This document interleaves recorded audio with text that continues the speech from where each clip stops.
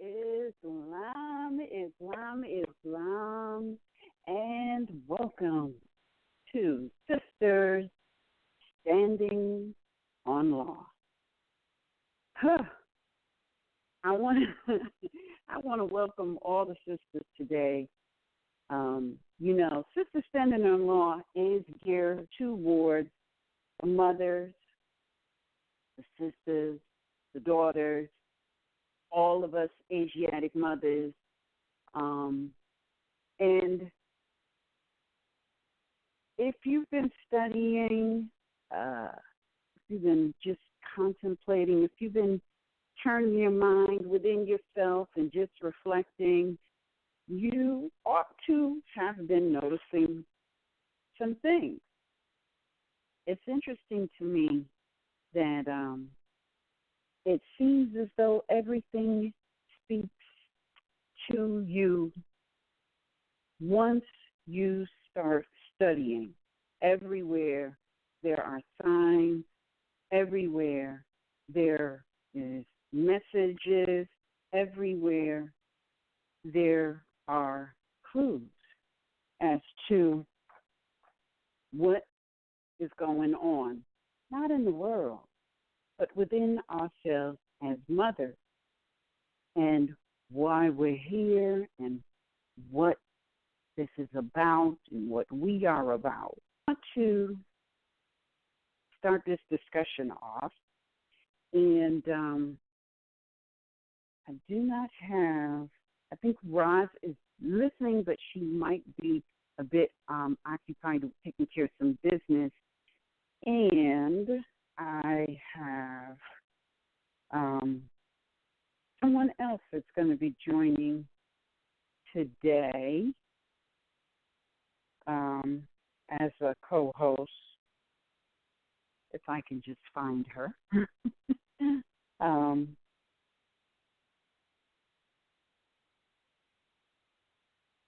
All righty.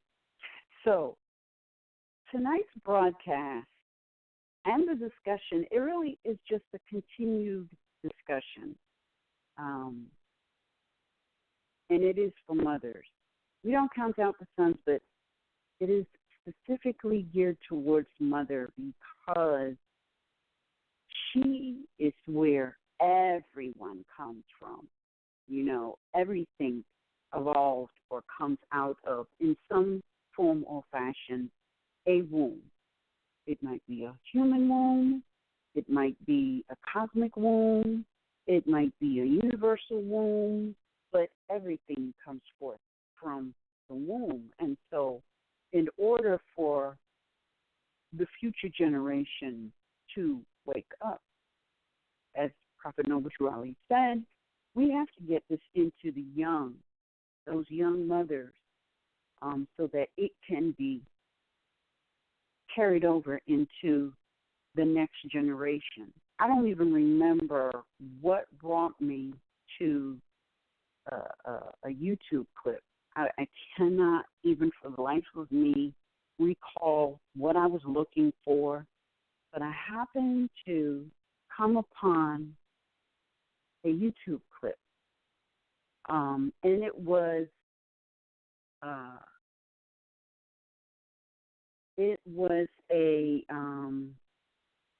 conversation that a sister was having, and the conversation was entitled, "What does the Quran really say about Muslim women?"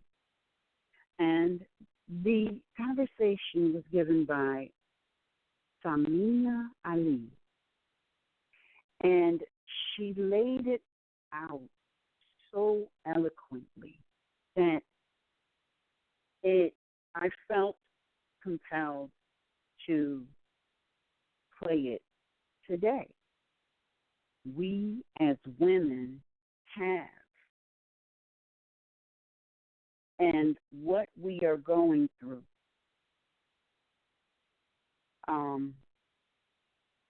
And why we're going through it.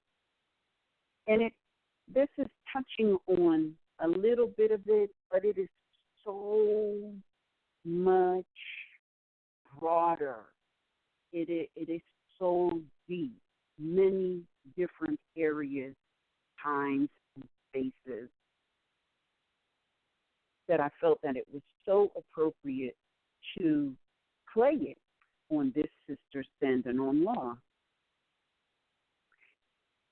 We have had miracle sons through the ages who have come to wake us mothers up.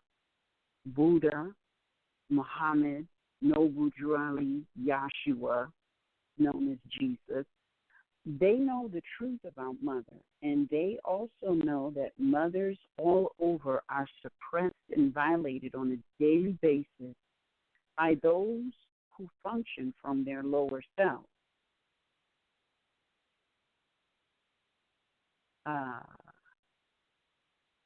Hold on it. They know the truth about mother, and they also know that, our redemption, abominable act, will first come when we realize that we owe a great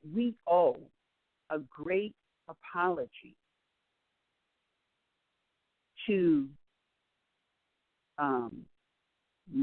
those modern European daughters whom we left to the devices of the sun, as well as some of the things that we visited upon the sun. Today, we are feeling the degradation allowed to happen to others. And we must atone for that so that we can wake up and come out of the prison of the body and mind, so that we can first free humanity and then ourselves. This is our lesson. How do we come to it? We come to it by reading the actual writings of the few miracle sons who have sacrificed their lives so that we mothers can wake up. Started out this year reading the history of Islam, which brought me to the life of Muhammad, Prophet Muhammad, peace and blessings be upon him. And I realized that a lot of the things that are imposed on women did not come from anything he taught or wrote or had written down. I recently started watching this series on Netflix entitled Buddha. And it's interesting. It's interesting because he as well was on a journey to liberate everyone, but also mother, from the degradation that is forced upon all of mankind because of, these blatant acts that are going on by those who are functioning from their lowest self. You had Prophet Noble Ali, which when I first read his writing, I could not understand, or I should say I could not comprehend what the confusion was, yet there is one. And 10 years later, as I reread and contemplate much of what Noble Drew Ali wrote, I realized exactly who he was talking to and who he was trying to wake up. Now, these are just 3 wonderful miracle sons. There have been others that I have yet to go back and look at. But every last one of them, they came here knowing that they would be tortured and ultimately murdered for bringing the truth to mother, for bringing the truth to her, because Noble Drew Ali said humanity is written on her womb. right on the cover of the 101. She is humanity. She is also fallen humanity. So we have to wake her up to what happened and why is it not? Why are we still in this place? Why is it that mothers all over are persecuted in the most heinous way possible? What is there to fear exactly?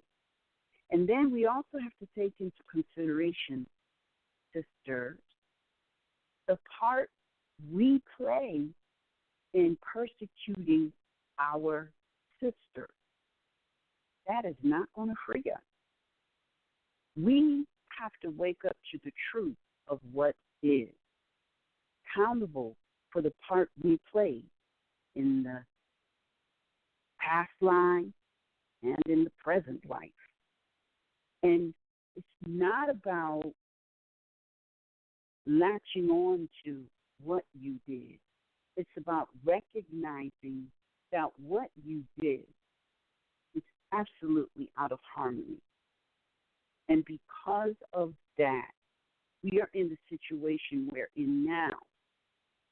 And it is our obligation. Play this clip. It's 17 minutes, 47 seconds. And I please listen with not just your mind, but listen with your heart as well.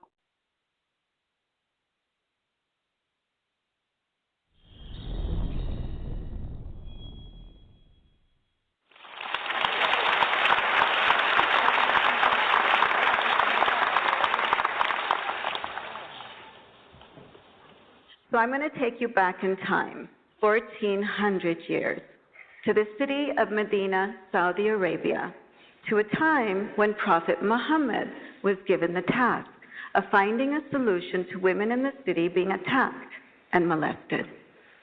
The situation was this. It was around the year 600 AD, long before the modern convenience of plumbing. And when a woman awoke in the middle of the night with the urge to relieve herself, she would have to walk out past the outskirts of the city and into the wild by herself for privacy. Believe it or not, a group of men actually began to see an opportunity in women's nightly treks and started to linger at the outskirts of the city, their identities hidden in the dark, watching. If a woman at night wasn't wearing a jilbab, if she happened to be dressed a bit more freely, then the men knew she was a slave, and they attacked her. Concerned members of the community brought the situation to the Prophet, and like so many other social, political, and familial issues that Muhammad faced during his prophethood, he turned this particular matter over to God. And a verse was revealed for the Quran, the Muslim holy book. "O Prophet," it reads, "tell your wives, your daughters, and the women of the believers to draw upon themselves their garments. This is better, so that they not be known and molested." Basically, the verse advises that all women dress similarly, so that they can't be picked out from one another, zeroed in on, and attacked. Now, on the surface, this may seem like a relatively easy solution to the problem, but it turns out it wasn't. The early Muslim community was tribal and so deeply entrenched in social status, and the idea that a slave would look like a free woman, it was almost insulting. And then there was the matter of practicality. How would a slave do her work? How would she function if her body was constricted by a coat? How would she cook, clean, fetch water? In the end, the early Muslim scholars ruled that a woman's way of dress should be based on two considerations: a woman's function in society, her role, what we might consider her job, and the society's specific customs. Or, in another way, when in Rome. Now, Muslims like to take historical rulings and apply them to the modern era. So let's do that. A woman's way of dress should be based on custom and function. So what does that mean for a Muslim woman living in America today, for someone like me? First, it means that I have a function, a role in society, a contribution that I can make. Second, it means that while I'm making that contribution and living in a society where veiling is not the custom, and where, in fact, if I veil, it might actually lead to harassment, then wearing what is the custom, such as a dress, a pair of jeans, or even yoga pants, is not only acceptable, it's recommended. But wait, could that be right? After all, haven't we all come to assume that a Muslim woman must veil, that veiling is a requirement of her faith? There's even a term that we've all come to associate with the Muslim woman's veil, an Arabic term that we've all heard used whether or not we've been aware of it, hijab. So maybe I missed it. Maybe the requirement that a woman veil is in a different part of the Quran. For those of you who don't know, the Quran consists of 114 chapters. Each chapter is written out in verses, like poetry. There are more than 6,000 verses in the Quran. Of the 6,000 plus verses, 3 refer to how a woman should dress. The first is the verse I've already told you about. The second is a verse that directly speaks to the prophet's wives, asking that they begin to dress a bit more modestly because of their role, their function in society as his wives. And the third verse is similar to the first in that it was revealed in direct response to a historical situation. Early records show that the custom, the fashion during the pre-Islamic era was for women to wear a scarf on the head called a khimar, which would be tucked behind the ears and allowed to flow behind the back. In the front, a woman wore a tight vest or a bodice, which she left open, exposing her breasts, sort of like the images you see in Game of Thrones. When Islam spread through the Arabian Peninsula, a verse was sent down asking that women use this scarf or any other garment to cover the breasts. And that's it. That's basically all there is in the Quran concerning how a woman should dress. Turns out, God doesn't give a bullet point of all the parts on a woman's body that he wants hidden from view. And in fact, it might be argued, and it is argued. I cannot stress enough that it is argued by many Muslim scholars that the reason these verses were left intentionally vague is so that a woman could choose for herself how to dress according to her specific culture and the progression of time. And that term hijab, guess what? It's not in any of these 3 verses. In fact, it's nowhere in the Quran directly meaning a woman's veil. That's not to say that the word doesn't appear in the Quran, because it does appear. But when it appears, it's actually used correctly to mean a barrier or a divide, such as the barrier or divide that exists between us humans and the divine, or between believers and non-believers, or it means a barrier like a physical screen that men during Muhammad's time were asked to stand behind when speaking to his wives, or it means the seclusion, the separation that Mary sought when she was giving birth to Jesus. That separation and seclusion, that means hijab. That physical screen, that means hijab. That barrier, that divide, that means hijab. Hijab doesn't mean a woman's veil. And yet, isn't it strange that what the term actually means, being screened off, divided away, barred, separated out, these are the very terms that come to our minds when we think of a Muslim woman? Why shouldn't they? We have all seen the way some Muslim women are treated around the world. If she attempts to go to school, she's shot in the head. If she attempts to drive a car, she's jailed. If she attempts to take part in the political uprisings happening in her own country to be heard, to be counted, she's publicly assaulted. Forget about hiding out in the dark at the outskirts of a city. Some men now feel comfortable enough to assault a woman on the sidewalk for the world to see. And they don't care to hide their identities. They're more interested in making international headlines. They're too busy making videos and uploading them onto YouTube, bragging about what they've done.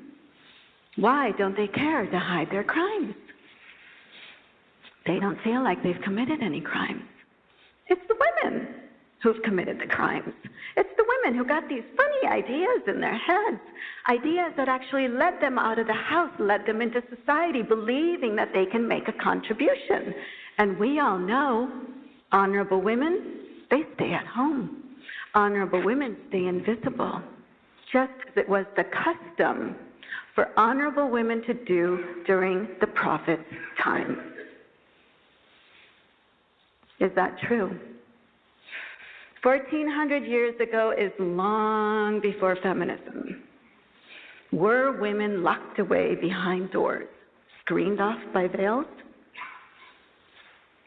Well, it turns out that the prophet's first wife was what we would define today as a CEO. She was a successful merchant whose caravan equaled the caravans of all the other traders put together. She essentially headed up a successful import-export company. When she hired Muhammad to work for her, she was so taken with his honesty that eventually she proposed. I'm not sure how many women feel comfortable proposing marriage to a man today. And Muhammad's second wife, she was no slacker either. She rode into battle on the back of a camel, which is equivalent to a woman riding into battle today inside of a Humvee or a tank. And what of the other women? Early records show that women demanded to be included in the Islamic revolution taking place around the Prophet. One woman became famous as a general when she led her army of men into battle and crushed a rebellion. Men and women freely associated with one another, exchanged gifts. It was custom for a woman to select her own husband and propose. And when things didn't work out, to initiate divorce. Women even loudly debated with the Prophet himself.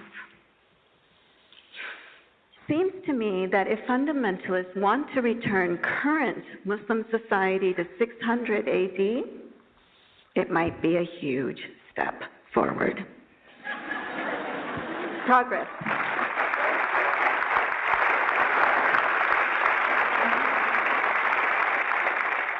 But we still have to answer an important question. If not from Islamic history, and if not from the Quran, how is it that we, in the modern era, have come to associate Muslim women with hijab, with being separated out from society, secluded and isolated, barred from the most basic human rights?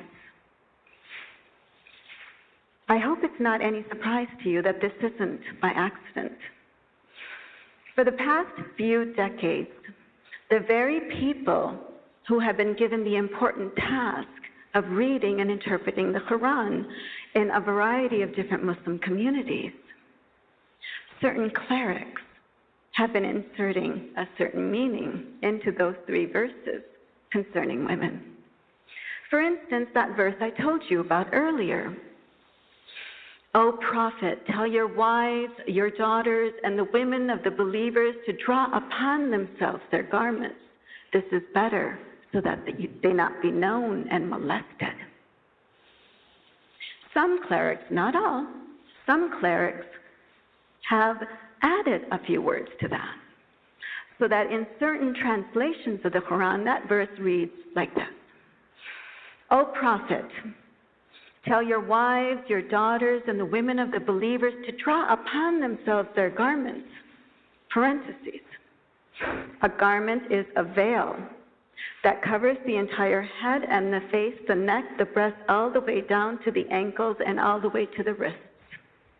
Everything on a woman's body is exposed except for one eye, because she must see where she is headed. And the hands must be covered in gloves.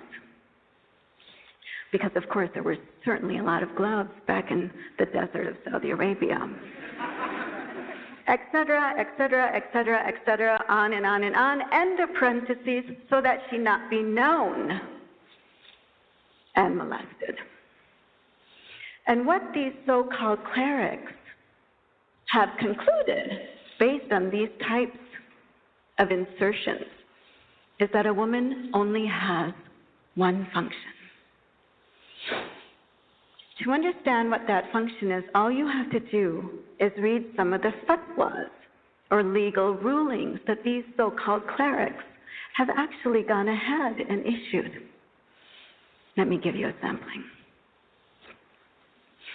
A woman need only finish elementary school before she gets married, which puts her what? At the ripe old age of 11, 12 years old. A woman cannot fulfill her spiritual obligations to God until she first fulfills her physical obligations to her husband. If he desires her while she sits on the mount of a camel, she should submit. Islam has forbidden a woman from wearing a bra, because bras lift up and make a woman appear younger. And this is calculated deception. My personal favorite. If a man has an ulcer excreting pus from the top of his head to the bottom of his feet, and she licked it for him, she would still not fulfill what she owes him. What these and the many other rulings just like it concerning women boil down to is this. The best of women, the most honorable among them, is uneducated and so powerless, not very different from a slave. So she remains at home without complaint, without a bra, ready and available at all times to satisfy his every whim, even if it's to lick his entire body. Satisfying him whenever he calls, whether it's in his bed or on the mount of a camel. Does this sound like God's will to you? Does this sound like Scripture? Or does this sound strangely, uncomfortably erotic, like the worst kind of misogynist fantasy? Are these so-called clerics and the fundamentalists and extremists who support them truly purifying Islam from within, bringing it back to its intended form? Or are these men no different from those men standing out in the dark at the outskirts of the city, eager to prey upon a woman? Thank you.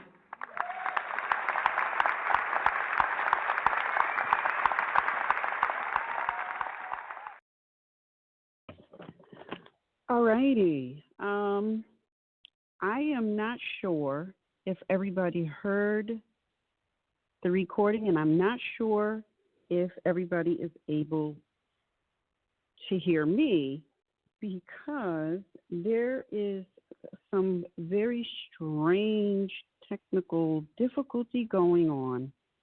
So if anyone is able to hear me, please, can somebody call me and let me know? Or text me. All right. All right. So now something very strange just happened, and it's still happening. My line went dead, and I couldn't call back in, and I had to call in on another number. Meanwhile, it's showing it's showing that I am called in and I'm not. So this is very strange. So I'm not sure if everyone heard the recording. Sister Energy, thank you so much for that text. And Sister Karima, thank you so much. I know, Sister Karima, you got kicked off. Sister Energy, did you hear the whole recording? I'm wondering if I should play it all over again because I don't know if everyone heard it. Okay, hold on a minute. Let me see what it's saying. There was a blank spot. All right, so this is what I'm going to do, and I don't know if I will be successful. Okay, so this is interesting. Apparently, everyone got kicked out, and so you probably didn't hear the recording. So I'm going to play it again, and while it's playing, I'll see if I can get back into the studio and we can continue our discussion. So I'm going to play it. I'm going to play it again. All right. So it's 17 minutes and 47 seconds, and it is so on point. So I'm just going to play it again. Here you go.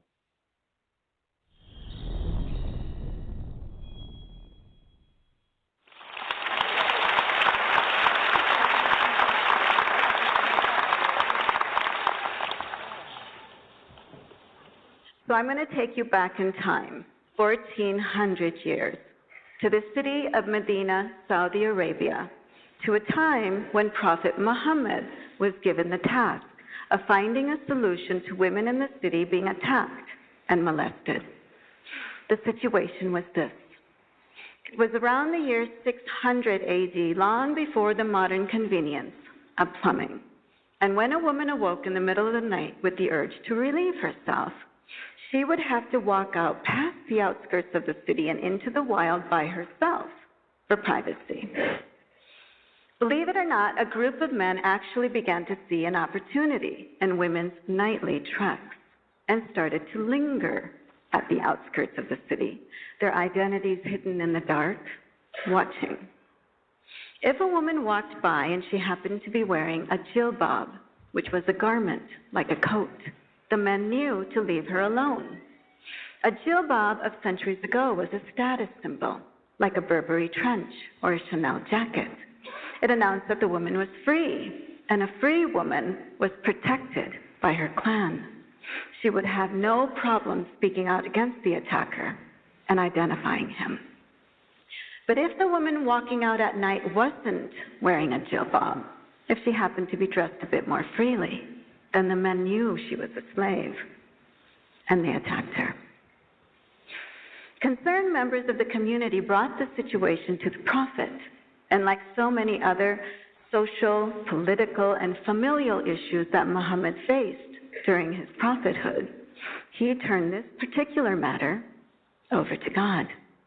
And a verse was revealed for the Quran, the Muslim holy book. "O Prophet," it reads, "tell your wives, your daughters, and the women of the believers to draw upon themselves their garments.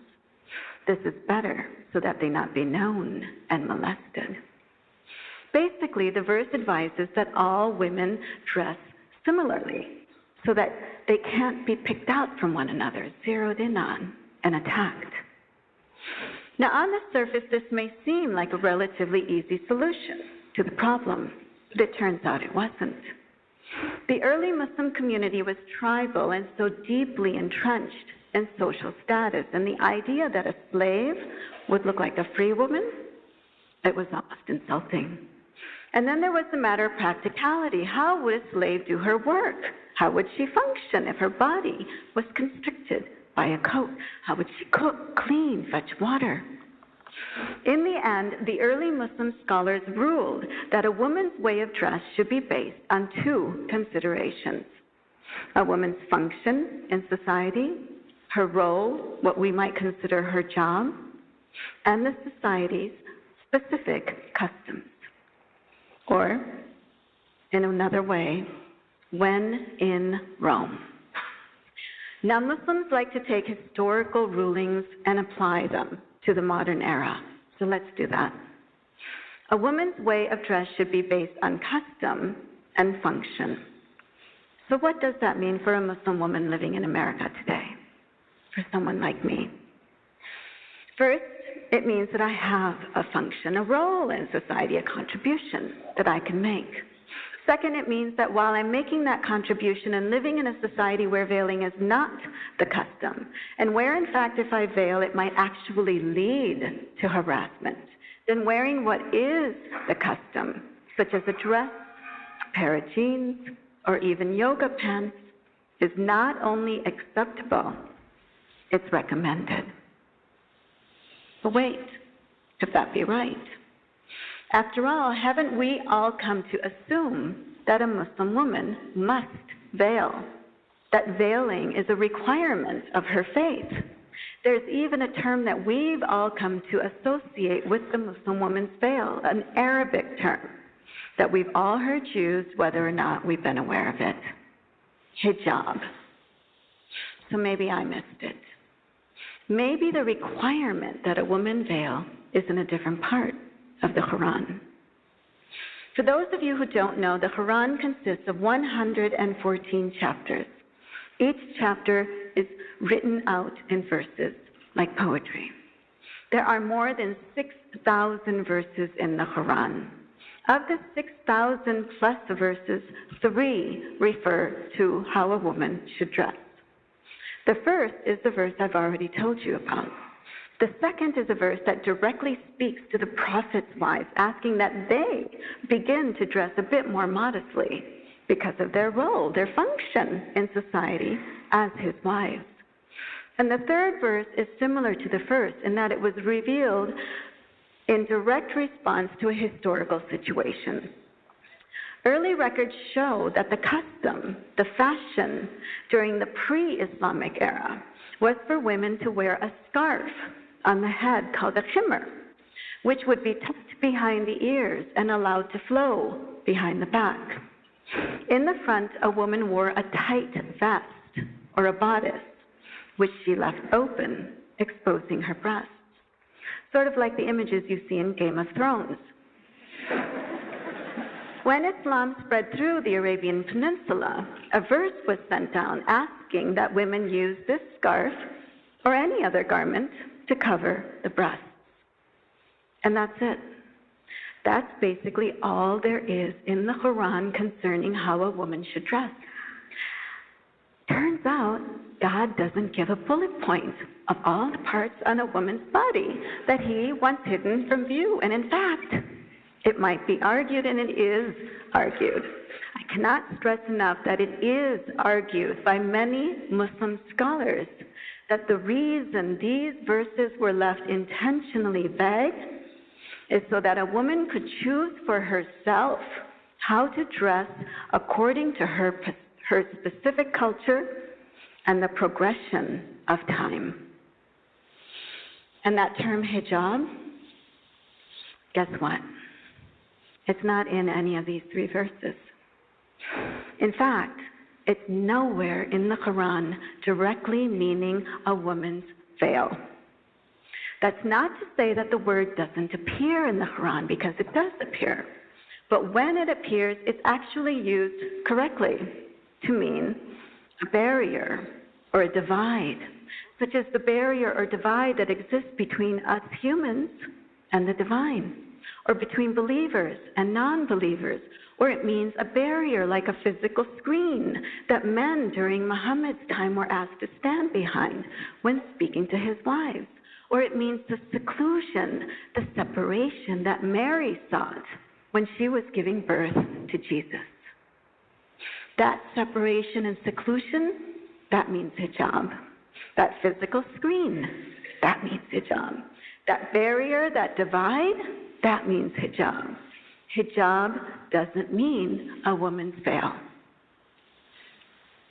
And yet, isn't it strange that what the term actually means, being screened off, divided away, barred, separated out, these are the very terms that come to our minds when we think of a Muslim woman? Why shouldn't they? We have all seen the way some Muslim women are treated around the world. If she attempts to go to school, she's shot in the head. If she attempts to drive a car, she's jailed. If she attempts to take part in the political uprisings happening in her own country, to be heard, to be counted, she's publicly assaulted. Forget about hiding out in the dark at the outskirts of a city. Some men now feel comfortable enough to assault a woman on the sidewalk for the world to see. And they don't care to hide their identities. They're more interested in making international headlines. They're too busy making videos and uploading them onto YouTube, bragging about what they've done. Why don't they care to hide their crimes? They don't feel like they've committed any crimes. It's the women who've committed the crimes. It's the women who got these funny ideas in their heads, ideas that actually led them out of the house, led them into society, believing that they can make a contribution. And we all know honorable women, they stay at home. Honorable women stay invisible, just as it was the custom for honorable women to do during the Prophet's time. Is that true? 1,400 years ago is long before feminism. Were women locked away behind doors, screened off by veils? Well, it turns out that the Prophet's first wife was what we would define today as a CEO. She was a successful merchant whose caravan equaled the caravans of all the other traders put together. She essentially headed up a successful import-export company. When she hired Muhammad to work for her, she was so taken with his honesty that eventually she proposed. I'm not sure how many women feel comfortable proposing marriage to a man today. And Muhammad's second wife, she was no slacker either. She rode into battle on the back of a camel, which is equivalent to a woman riding into battle today inside of a Humvee or a tank. And what of the other women? Early records show that women demanded to be included in the Islamic revolution taking place around the Prophet. One woman became famous as a general when she led her army of men into battle and crushed a rebellion. Men and women freely associated with one another, exchanged gifts.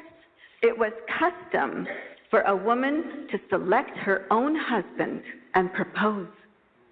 And when things didn't work out, to initiate divorce. Women even loudly debated with the Prophet himself. Seems to me that if fundamentalists want to return current Muslim society to 600 AD, it might be a huge step forward. Progress.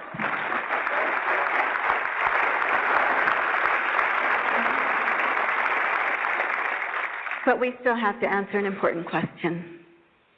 If not from Islamic history, and if not from the Quran, how is it that we, in the modern era, have come to associate Muslim women with hijab, with being separated out from society, secluded and isolated, barred from the most basic human rights? I hope it's not any surprise to you that this isn't by accident.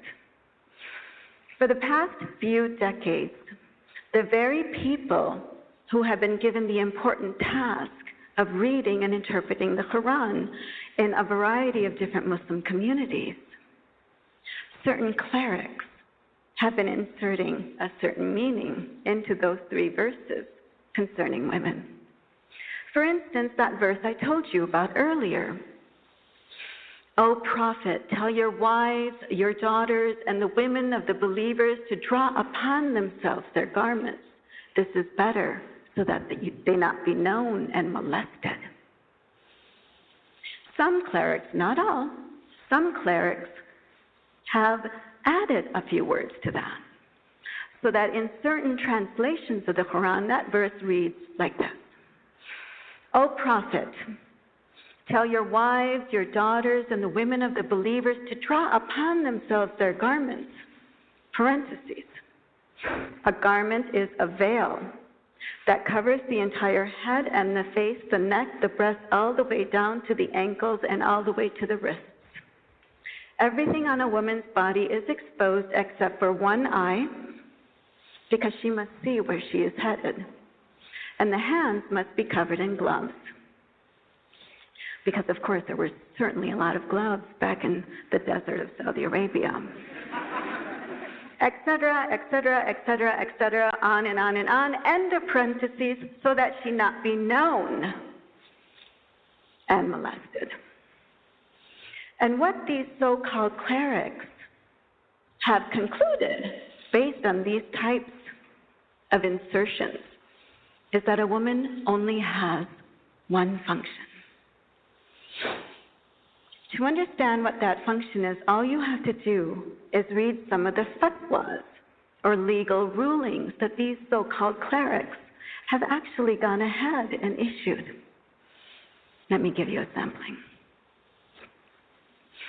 A woman need only finish elementary school before she gets married, which puts her what? At the ripe old age of 11, 12 years old. A woman cannot fulfill her spiritual obligations to God until she first fulfills her physical obligations to her husband. If he desires her while she sits on the mount of a camel, she should submit.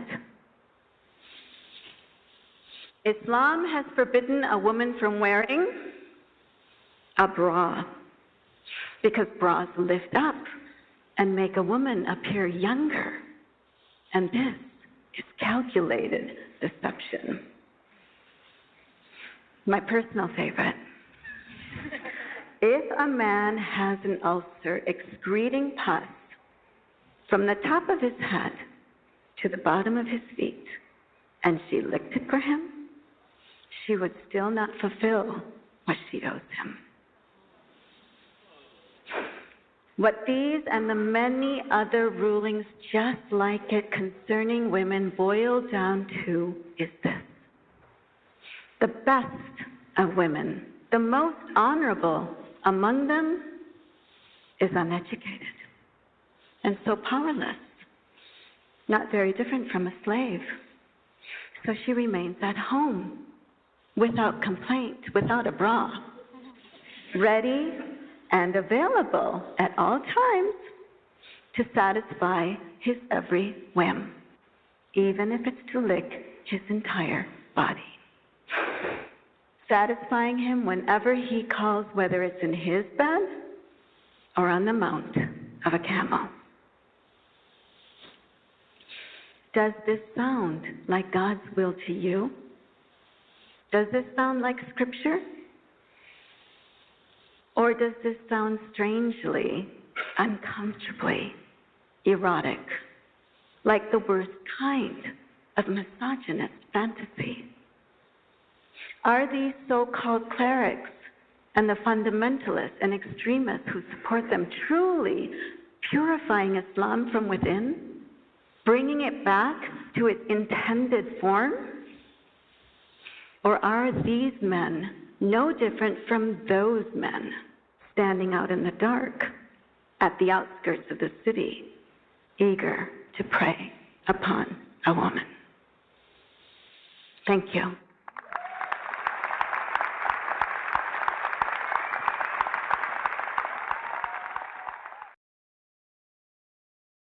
Woo!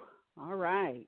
Oh, that was, that touched me even when I heard it again. When I first heard it, being a woman, having to have in my short lifetime overcome many imposed limitations, it touched me in a very deep and profound way. And I would venture to say it also touches other women. If they truly reflect on their lives, they will realize that they have been intentionally impeded from attaining even 1/4 of their true potential for spiritual growth alone. This,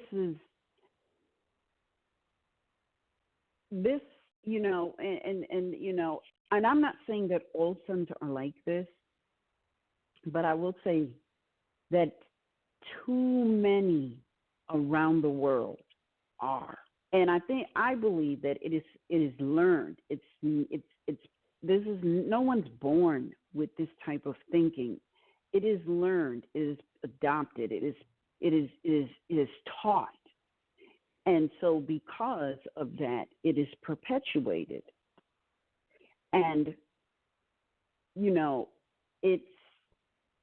I know that there were times or events in the past that were probably more atrocious than what is going on today.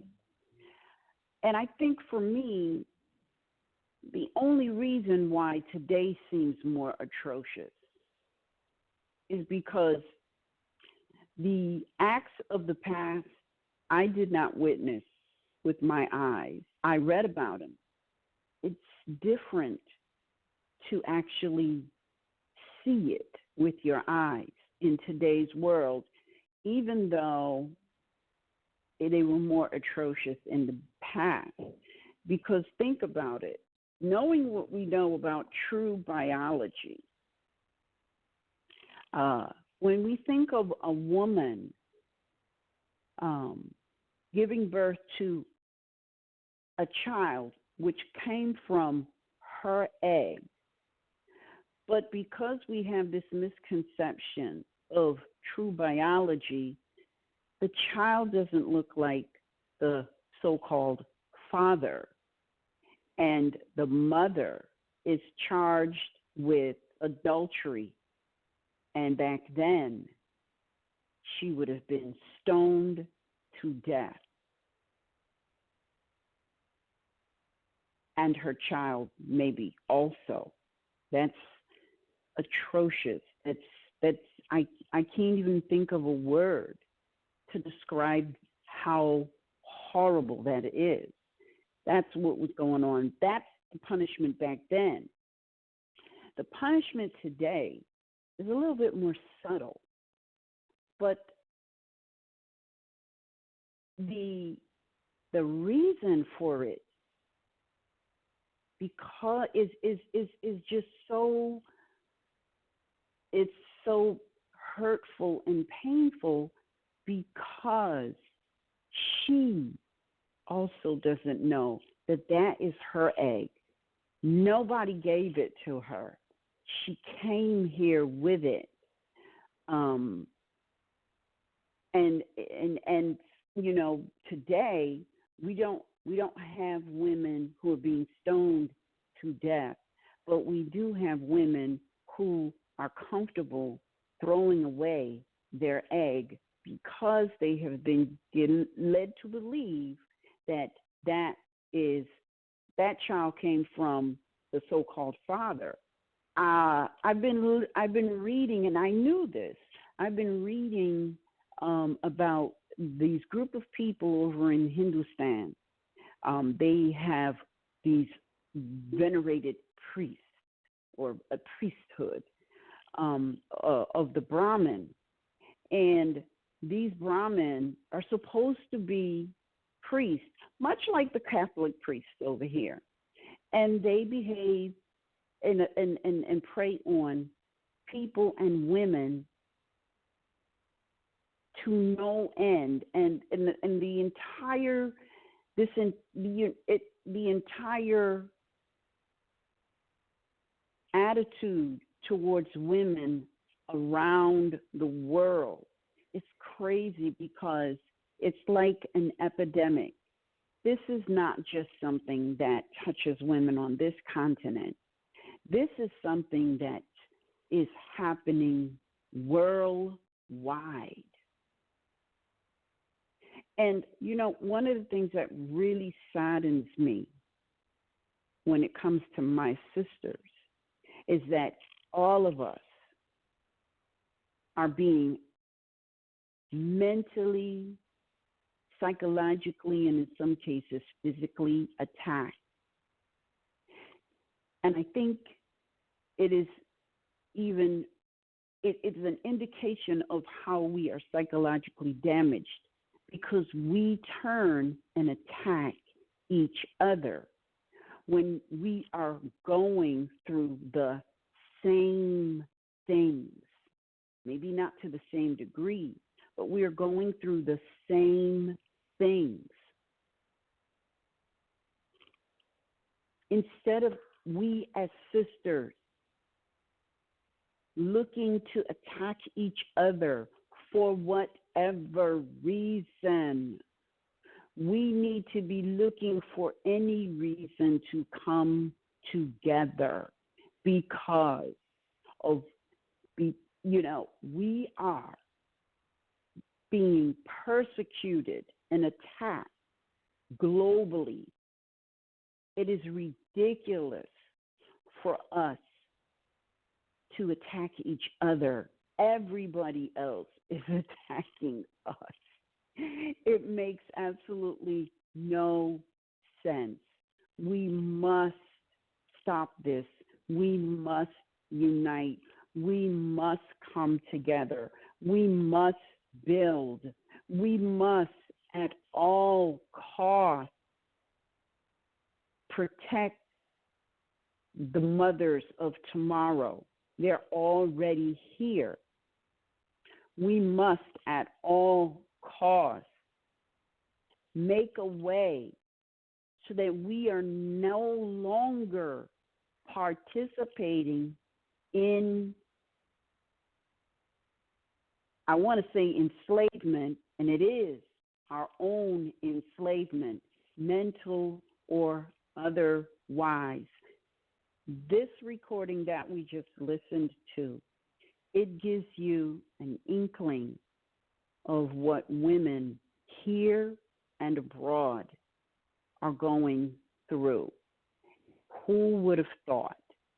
It's crazy because I have the Quran, and I know exactly what she's talking about. I haven't read the entire Quran, but what I have read, none of it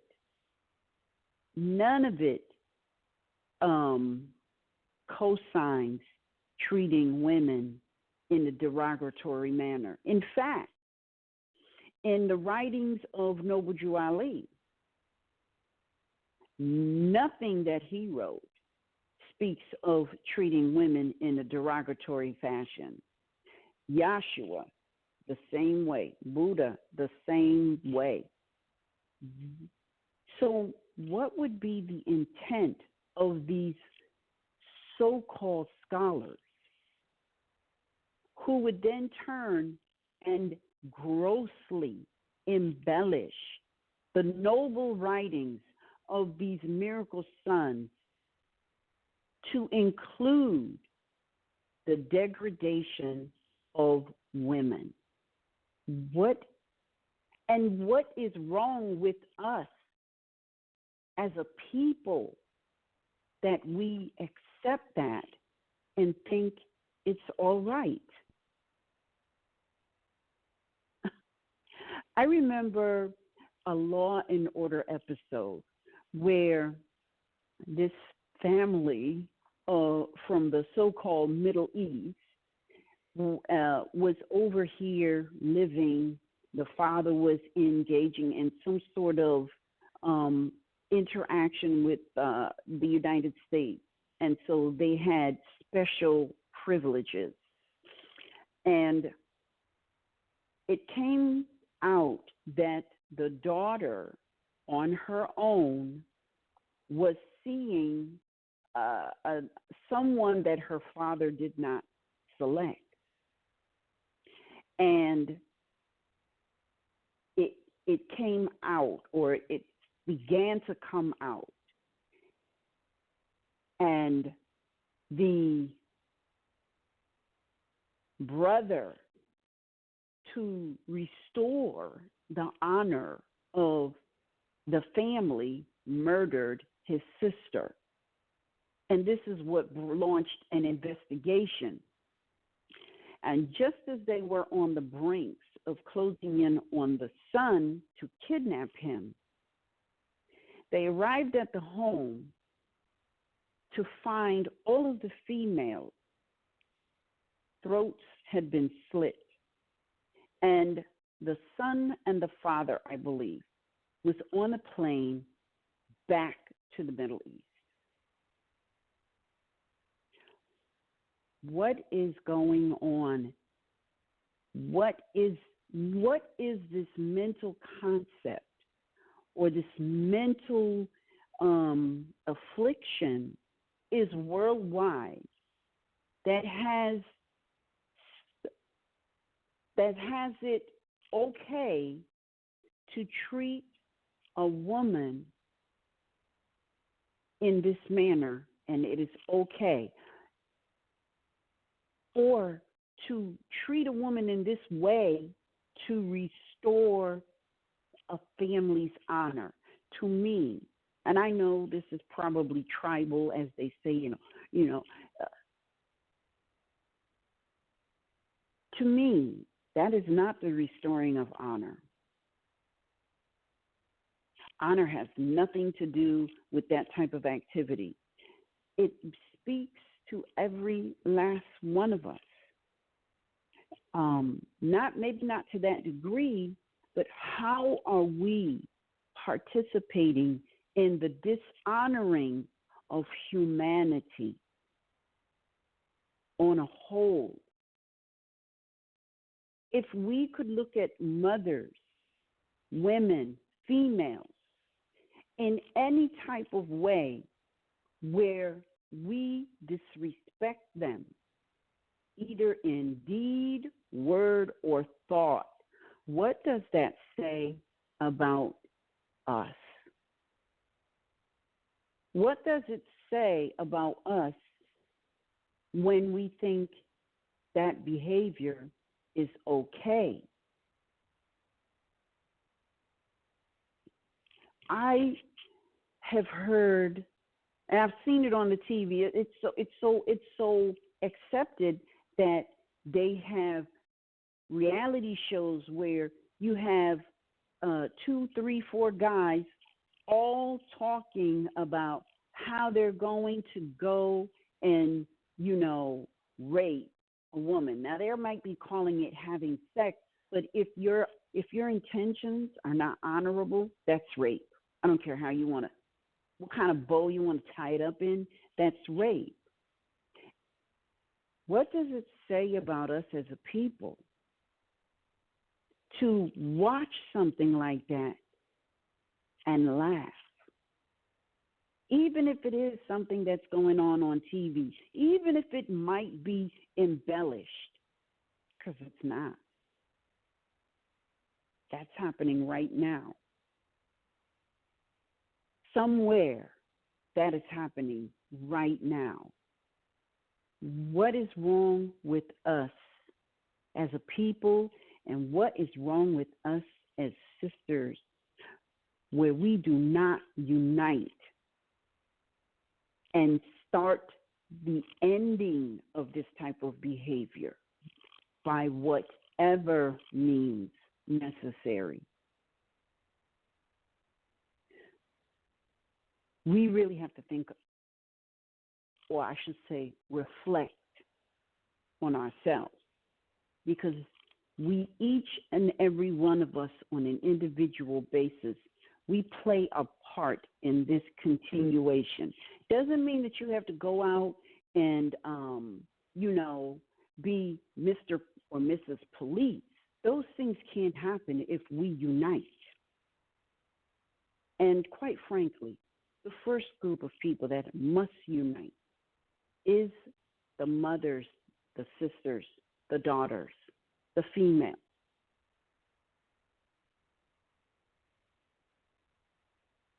So with that, what I'm going to do is I'm going to bring in my co-host for today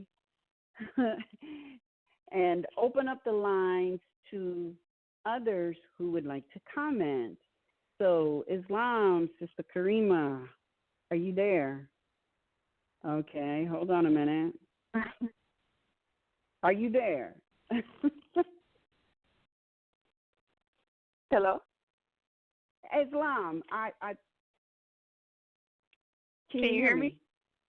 Yes, I can hear you. I can. All right. Oh, I'm sorry. My computer is still acting up. I don't know if the line is going to go down or what, because it's still not looking right.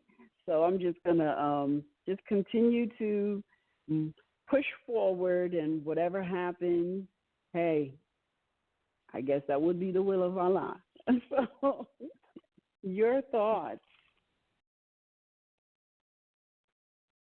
I think I sent this to you before you heard it, right? Yes. Yes. All right. Yeah. Yes, I listened to the YouTube, and the sister is correct. It's not in the Quran. It's the people say that it is for the women to dress in a certain manner, not detailed as people who wrote these hadiths say that they are. So that's absolutely true. Covering for women, for us, for mothers, is a protection. And not to say that if you're not covered that you deserve for a son or anyone really to mistreat you. You dress how you want to dress. That's not an invitation. However, to cover in a manner that promotes modesty and whatever that means to the individual is a protection. I dress a certain way. I may not wear what people think is tradition or this or that. It doesn't matter. But I dress in a modest way. And I can tell when I'm with other sisters who don't, these brothers won't even look my way twice. They'll look, but they'll look with caution. So it is a protection for us. And your energy also gives off a protection, too, when they know, pretty much can feel not to approach you in a certain type of way. As far as that episode on, I think you said L.A. Law or something like that. But Law and Order. It was Law and Order. Law and Order. That, I think, if I'm not mistaken, I believe they called that honorary killings or something like that. If I'm not mistaken, where if they find that the woman is in error, it's called an honorary killing to purify their so-called bloodline or whatnot, or they think that they're doing. Yep. My thing is this, and it's for some reason, some people, sons, and some mothers who are helping them have in their mind the rise of mother means the destruction of everybody else. When in fact that's the total and opposite different. Total opposite. I don't even know how to say that. It's just total opposite. The rise of mother means we're all sustained. It doesn't mean that mother is going to be mistreating men or doing other things like that, or other sisters mistreating other sisters, because we have an obligation to uphold the laws of nature. So if we're mistreating people, then you get what you're putting out there. But to have this in this mindset and this approach, the rise of mother means our downfall. So at whatever cost, whatever we need to do to keep mother asleep, whether it be through what they call sex, and which is absolutely not, it is rape. If it's not if sex is if right, if it's done in an malice way, the energy is malice. I'm about to do this to her because I know this is going to make her do this, this, and this. Then that's wrong. And it goes the same way for mothers. Mothers out there assisting with this mindset, which is why children are being produced and so on and so on with that mindset. It has nothing to do with him, period. Mother, if we would just wake up and realize if that's something that you're going to engage in, that's a whole other realm, and that's a whole other subject for a different day. I mean, if you bring forth a child, have you checked the sun, moon, and the stars, period. It's not about what you think it's about. But these sons know this, and they're going to use that as one means of keeping us distracted or down. Money, the mental just aggravation that comes with all of that. And for what? And yes, mothers, we sitting up here taking it out on each other because we don't know ourselves. You can't love me if you don't love yourself, right? That's right. There's no way. I don't care what nobody say. There's no way. If you don't know or love for yourself, how can you say that you love me? How do you know what it is? How do you know what it feels like? You're going to only reciprocate what you're feeling for yourself. And then as soon as mothers who are awake, are studying, are about, uplifting humanity, as soon as we come along and we have boundaries, no, you will not. No, I'm not going to do that. We are mistreated. Our character is attempted to be assassinated, everything else. Because, again, the fundamental, the foundation of these people and their thinking, the rise of mother, means our downfall. They don't get it. And we can say all day long, okay, it's the modern European, so-called white man. He keeping us down, blah, blah, blah. Who helping him? Who's helping him? Yeah, he got his own road. They're doing their thing. We can't even be mad at them. They're doing what they came here to do, what they were produced and made to do. They're not created beings. They're made beings. And that's a whole other conversation for a different day. It's a different. Only something original can be created. Everything else is made. You're made from the original. But they take everything that we've done and flip it and turn it up. They, meaning the modern Europeans, flip it and turn it upside down. So we look at, he's stealing or he doing this. No, what they saw way back in the day, what they probably saw one of our people walking up and taking an orange off the cart, not knowing that their brother might have owed their brother that orange, not knowing that they had already a previous arrangement. He was just coming back to get the orange. But that's their thinking. So, okay, it's okay to steal. And they take it and molest it. Now it's called stealing when it wasn't even that foundation. But where are they getting this behavior from? Who's teaching them and why? What is making people so disturbed within themselves that they have to have this mindset? And I'm going to say it again. The rise of mother means our downfall. Because we got both of these, the modern European and our own man with this mindset. And then they're interfering with some mothers who, some knowingly, some unknowingly, helping them. So we're like, no, sis, it's not like that. Well, this is what it is, blah, blah, blah. And all she's thinking about is she's trying to make me lose my man because maybe she got one or maybe hers ain't doing right. No, that's not it at all. Our unity, like you were saying, the unity of mothers, sisters, aunts, females, us, period. We could turn this all around, twinkling of an eye, and the earth will be satisfied. Mother Earth, right, will be satisfied, and none of this will be going on. But as long as we keep inner fighting with each other and looking at each other and all that, she thinks she all that I'm gonna show my body. I'm gonna do this. I don't look like a tit when I go out. I dress modest, but I appreciate my form, but it's not shown. It ain't for you to see. But that's me. But if all of us dress like that, that brother had no choice but to look at your face and actually get in your mind if you direct him that way. What you got between, what you got going on, that's something that he's after.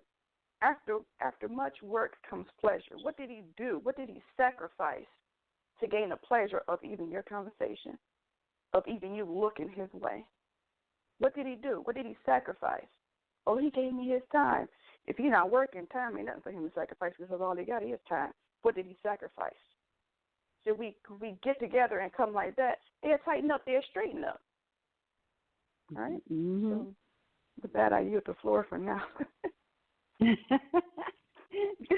All righty. All right. So what we're going to do is we're going to open up the line, sisters. Press 1 on your telephone dial. And you know what? We're going to have a group discussion. So if you would like to participate in the group discussion, press 1 on your telephone dial, and I will unmute you. All righty. So we got caller 216-544 and 313-491. You are unmuted. And if there's anyone else that would like to join the conversation, just press 1 on your telephone dial, and I'll open up the line. Or I'll unmute your line, and then you can join in. So who would like to comment first? Islam. This is Brother Israel Bay from the North Carolina territory. And y'all two are exactly right. And the sister that was speaking about the Quran and everything, exactly right as well. From personal experience, from the age of 13 to at least 24, I looked at women, well, girls and women, as just something to conquer, and that's completely it. You know, having no mind or no intentions of anything else. Because what I grew up around and what I've seen from the media, hearing in songs, and just anywhere else, all it was about was just seeing what a woman's body part has and just getting that without anything else. And I think it's just how Yahshuah said, my people perish for a lack of knowledge. Because if you don't know who you are, then you really are lost and you'll be in this dark cloud. And also, I played football as well. And so it kind of was a disadvantage because things came, like women came easy to me. Not to say that's how it's supposed to be, but I'm just speaking on what happened. And they just wanted to gravitate towards me, and I just took advantage because that's what was being offered without really understanding, you know, what I was doing. But now as I got older, it's like, and I've gotten in a relationship, and I've been, you know, faithful for going on 6 years now, is I can't be moved by any other woman that doesn't have a mind or that I can't hold a conversation with or anything. I no longer look at them like that. And listening to you as well, Mother Annie, how you talk about basic biology, which I didn't know about as well, and how that has a factor on us as sons, because we don't realize that the egg, you know, is everything. I didn't realize that the egg actually pulled the sperm towards it to basically, you know, create life. I thought everything was in the sperm, and that's my seed, and woman is just, you know, there to be the incubator, I guess. But it's just really mind blowing to even, I guess, reflect on it, to be, you know, where I am now. And also the movie Chirac is, I remember you mentioned this one time, the movie Chirac is really powerful because it's letting the woman know how powerful she is. I think that's the women don't realize the divinity that they have within themselves, because if they did, then a lot of them wouldn't allow some of the things to go down that it does. Most of the things we do is for women, like the so-called rappers and all that.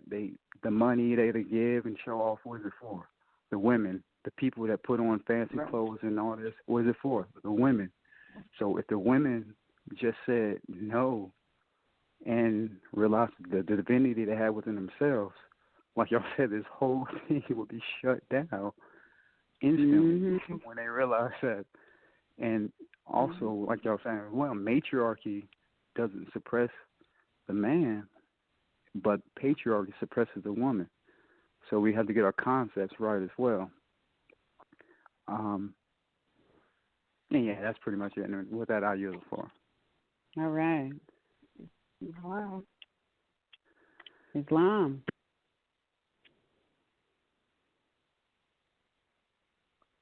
Islam family. All right. Yeah. Islam. I am Islam. born today, calling from Morocco, near Houston. It was wonderful to hear that coming from the president, from the audio. It was a different perspective, and it was a great perspective, I should say. And Mother Anna, you broke it down simple as you always do, and to the point where it's actually yes, it is actually rape. When you think about the if your intent is not to honor that woman, and I'm not whatever it is, if you have an intent to get over for anything, that's either theft, that's either rape. When it comes to sexual activity, that's rape. And that's just, and you break it down that simple, you gotta stop and say, you should just stop and sit back and say, look, man, what are anyone doing? The brother came from a perspective, said that he always knew that. I mean, he felt a certain way about women. I am the complete opposite. I don't know how, because I was always around the negative music, the negative imagery. But I was raised by my grandmother. I was raised by my mother. I saw my great grandmother. My great grandmother, and I saw how she operated, and I saw how everyone bend their knee to her. And I've never seen a piece. I never paid attention to cleavage. I never paid attention to.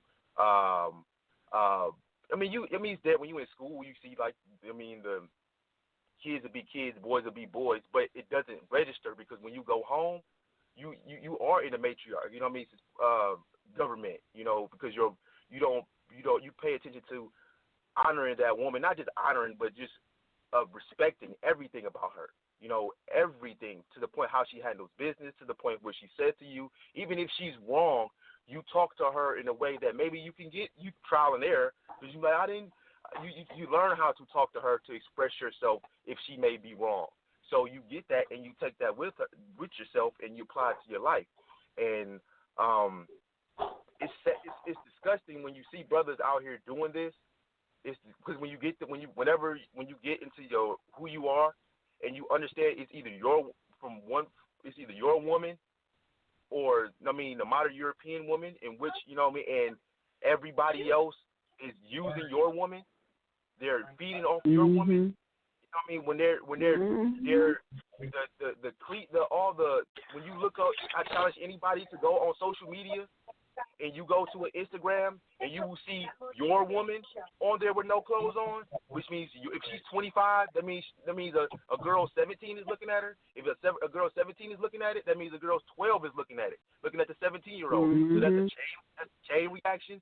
So you have to see, okay, that's your woman, my dude. That's your woman over some money, over some cash app, that's your woman, that's your sister, that's your daughter. And not only saying is it stopping, it's going to continue. It's getting worse, and it's very disgusting to the point where I feel like, I know other brothers too feel like, hey, what can you say? Because I understand the psychology of the women want security, but the woman should always understand that she is the security. She is the bag. Right. Because whatever you do, we gonna support it. There's anything. If you come out with a cookie tomorrow, you can have 1 million people buying your cookies, and you're a millionaire. Whatever you do, you are the bag. Some people don't like weave and stuff like that, but if you buying it, if you selling bundles and you market it right, all women should support these certain group of women that's selling bundles. So you are the bag. Whatever you do, you are the bag. Whether it's negative, positive, you have to understand that you are the bag. You know what I mean? It's disgusting when your brother goes into brothers want to go to a quote unquote bachelor party, and you go to a strip club, and you see I went in there, and I'm keeping it real with myself, and I was disgusted. I wanted to throw up, because I kept thinking, like, it's other people in here. There's modern Europeans in here. They're looking. They think differently than you. You thinking like, oh yeah, she cool, she's stripper, she does the job. They thinking like, oh, this woman that I can finally touch, and all I gotta do is give like $40. I can finally touch all over her body. I never could do this in my homeland or wherever I'm from. I can never do this to a modern European woman. I can do this to her, and it's disgusting. And I sat there and thought about it and wanted to start thought about it like that's what he's thinking. That's what he's thinking because it's really disgusting. And and I thank you for keep putting that in the forefront and keep stomping it on the head to people because the brother, no matter how much a brother gets upset and rants about it, he's gonna always be. It's always gonna be majority to the mass because he's gonna be like, yeah, you, yes, you do. Everybody else, but when the women get it, when women get Chirac fever, when they get that Chirac fever, it will change because, like one I mentioned before, the woman is the bag. The Asiatic woman is the bag. You go to any Fortune 500 company, I guarantee you will see a vice president as an Asiatic woman somewhere.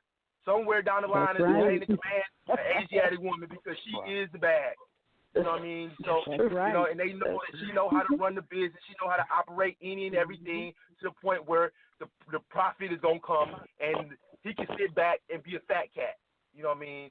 But excuse me for my aggression because it's really because I see children. I work in the education field, the quote unquote education field. It ain't education, but how to get a job. But you know, I see the young ladies. You know, and when they're 14, 15, and you see other young ladies, like, you know what I mean, and you see them, their mind frame is totally different from the other side, you know, and I don't want to be cliche say it's a war, but if you dying and they winning, what is that called? To me, that's war, you know what I mean? So, but with that, I thank you, mothers, and thank you, Mother, for Annie, for bringing this issue up because, you know, and really stressing the fact that now you know what it is. Now everybody listening in the world, if your intent is of malice, is rape. So reflect on that. Right. And like Mother Annie said, and do what you go, and hopefully you do the right thing. With that, I yield the floor. That's it. That's absolute truth coming from a son. So maybe that's the truth. That's interesting coming that perspective from a son to see how he feels about seeing his own somebody that looked like him, the sisters out there portraying themselves in a negative manner, how it makes men feel because they don't speak on that. They'll just go with the general idea. They may not like it, but they're going to go along with it to keep from having people look at them a certain way. But, wow. That's right. And a lot of it, I think a lot of it, and it's weird, but I think a lot of it has to do with this very strange peer pressure. It's and you know, and I say this when people are like, you know, you have like I have daughters. I don't have any sons, and I didn't see it until I got my nephews and grandsons. Women, peer pressure between a woman and peer pressure between a son, two different things. It's two different things. Like women, you know, they might go along with the peer pressure until you get on their last nerve, and then they will tell you can go straight to hell, and you know, and kiss my behind, and that's it. It's a wrap. It's done. But guys, it's like the peer pressure is different. They have to have they so-called homeboys' approval. And the crazy thing is, these so-called homeboys, not even they homeboys. Right. Like they will. I've seen guys, you know, 'cause you have to step back. You know, we're in this world to observe, not judge, Right. observe. Mm-hmm. And I have seen guys, they got a woman in their life, and they're happy about it, and their so-called homeboy will try to get at his girl, Mm-hmm. and like, I'm like, what kind of homeboy is that, and why do you still have that guy's back? And then what's crazy is, if she even looks like she might be tempted to go for the homeboy, or she does, she's persecuted, and the homeboy is, like, he's not a pro no good at all. He's not reprimanded. It's like it never dawns on the friend that look, if he went after your woman knowing that was your girl, that's not your homeboy. Right. He throws the girl under the bus. What kind of peer pressure mental thinking is that? I mean, that's some craziness. So we have to think about things like that, because and I think the whole peer pressure thing, it's different. It's different with guys, and I think that too often guys can be manipulated because of that little peer pressure button. And you see it in the sport. These guys, like, I remember when sports was an art. It's a business, like 100% business these days. And I remember when let me throw the whole sports thing under the bus. I remember when music was an art. I remember when if you wasn't an entertainer, some scratching, somebody's doing a lot of scratching. Mute your phone, please. I remember when if you was a musician, you had an instrument, and if you didn't have a physical instrument, your voice was your instrument. Like your Billie Holidays or your Louis Armstrong. And we honed these crafts, and nobody could get you to compromise that part of you. Today, that doesn't even exist. Anybody can be bought, and they're buying your integrity. And it's crazy. Like, how can your integrity be for sale? And I mean, it's just crazy. And I think even like when I talk about these reality shows, because I'm telling you, I couldn't believe some of the things that I was seeing on these reality shows.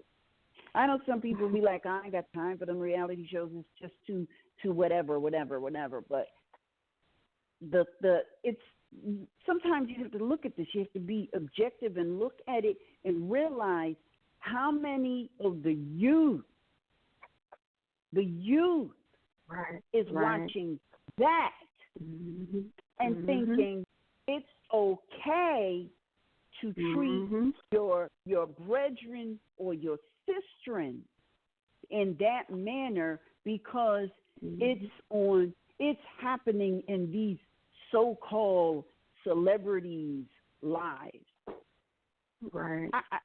We had to take a look at some of this stuff, because even though I might not be watching it, I might not be susceptible to it, I might not have young children, but there are a world of young, impressionable minds out there. Right. And we have to be aware of what are they programming into these children's minds. Like the brother said that, I think he said he works in the school or the unschooled institution.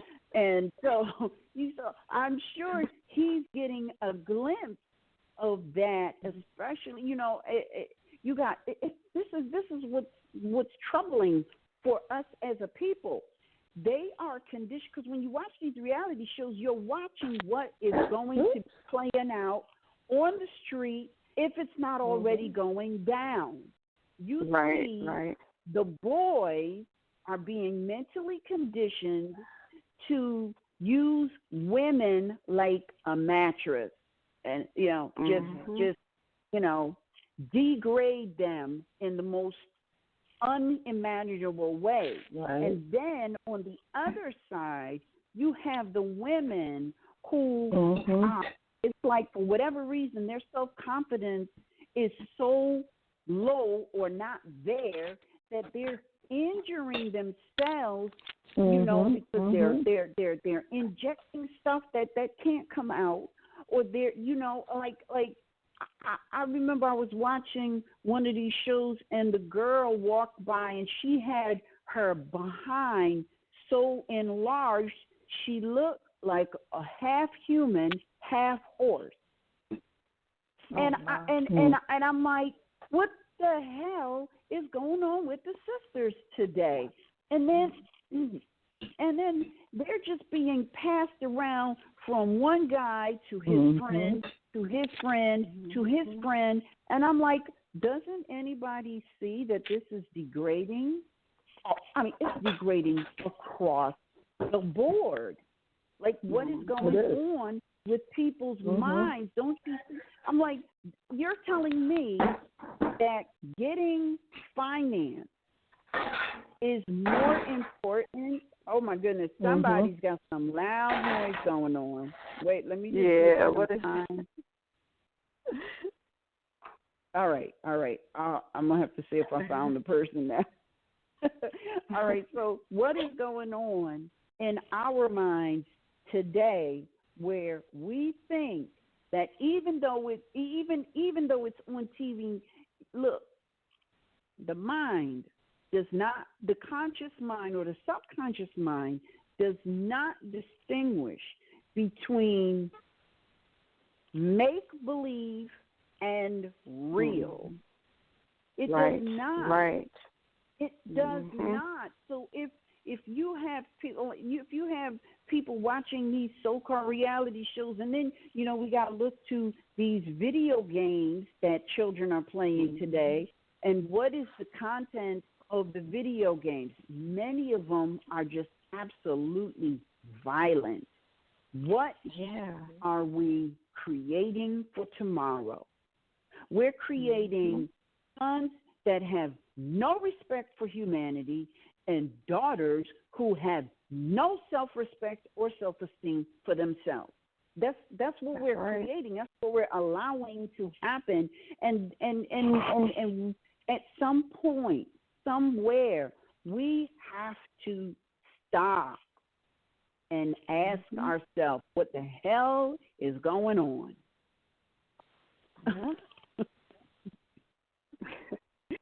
Okay, we gotta ask this question because it is crazy. All right, so let's see. I unmuted a couple of other people, and there was this 412 number that I thought I was getting a lot of feedback noise from. All right, so let me go down the list of all who is unmuted. We have 908-278. You're unmuted. Sister Carol, Islam. Can you hear me? Islam.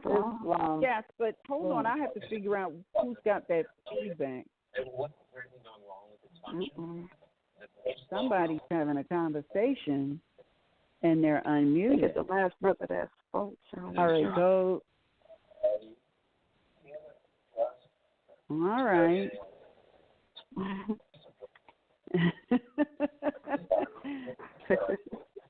Let me try to.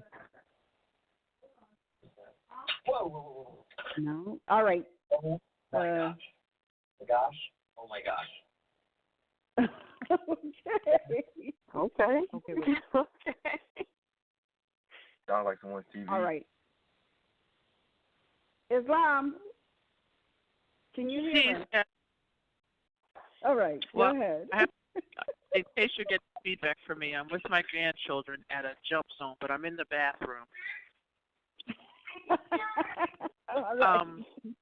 I have like 34 years ago, I had infiltrated a particular job field, which has always been male-oriented. And, of course, me being this new entity coming in the beginning, how everyone didn't know how to adjust to it. So, of course, they're throwing away their girly magazines, taking down the girly calendar, so on and so forth. And there were young guys in there, some like my age at the time. And, we interacted, talked and whatever. But I noticed that the older men who had been there some time already had a real problem with it. Now, even though, they would talk to me or whatever, but they avoided teaching me the trade. And also they were able to influence the younger guys that, oh, no, that's hand dryer blowing now. I noticed that they were able to influence the younger guys in not interacting with me and not Wow.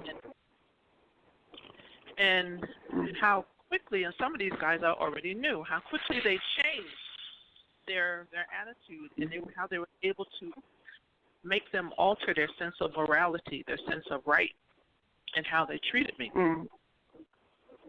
So taking all this in and seeing, like, why would this be necessary for them to act like this towards little me? It's like I wasn't an outspoken person at all. I wasn't a Hulk. And I even announced in one of our, morning meetings that, look, I'm not here to change anything, cause you to do anything different. I'm just here to make a living just like everybody else. But still didn't make a difference. And every time I tried to learn something, they did something to prevent me from doing it. So everything that I had to learn on my own, and I had to do like incognito. Wow. So just watching this and taking this in through the years, and I had a conversation with a group of girls when I was in high school 100 years ago. And we were talking about how, like, at one time you had these societies who were dominated by women, and how the women were the leaders, they were the warriors, and so on and so forth, and how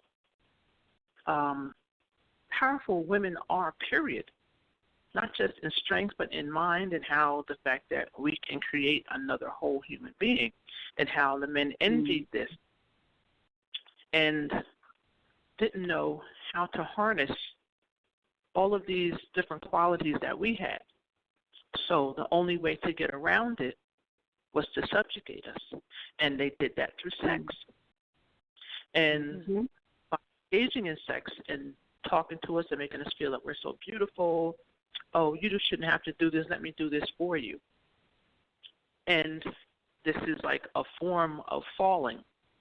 So we allowed ourselves to fall into that trap. And, of course, as the generations and the eons went past, this thing was set forth, that how we became like the quote-unquote weaker sex, because we were tricked and we allowed ourselves to be tricked. And it's still the same thing that's going on today. I notice even not just within my family, how many young men grow up with low self-esteem. And that low self-esteem causes them to look at females another way. Oh, how many times have you heard, a boy say, oh, girls can't do this, boys do this better. Oh, girls can't do better.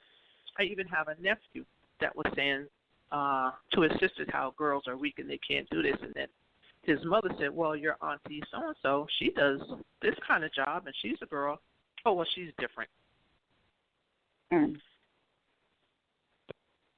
So besides the envy, you know, then you have the low self-esteem, which comes into play also. Mm. And I think that is something that's still instilled in that factor of us being psychologically damaged. It's so multifaceted. All right, I yield.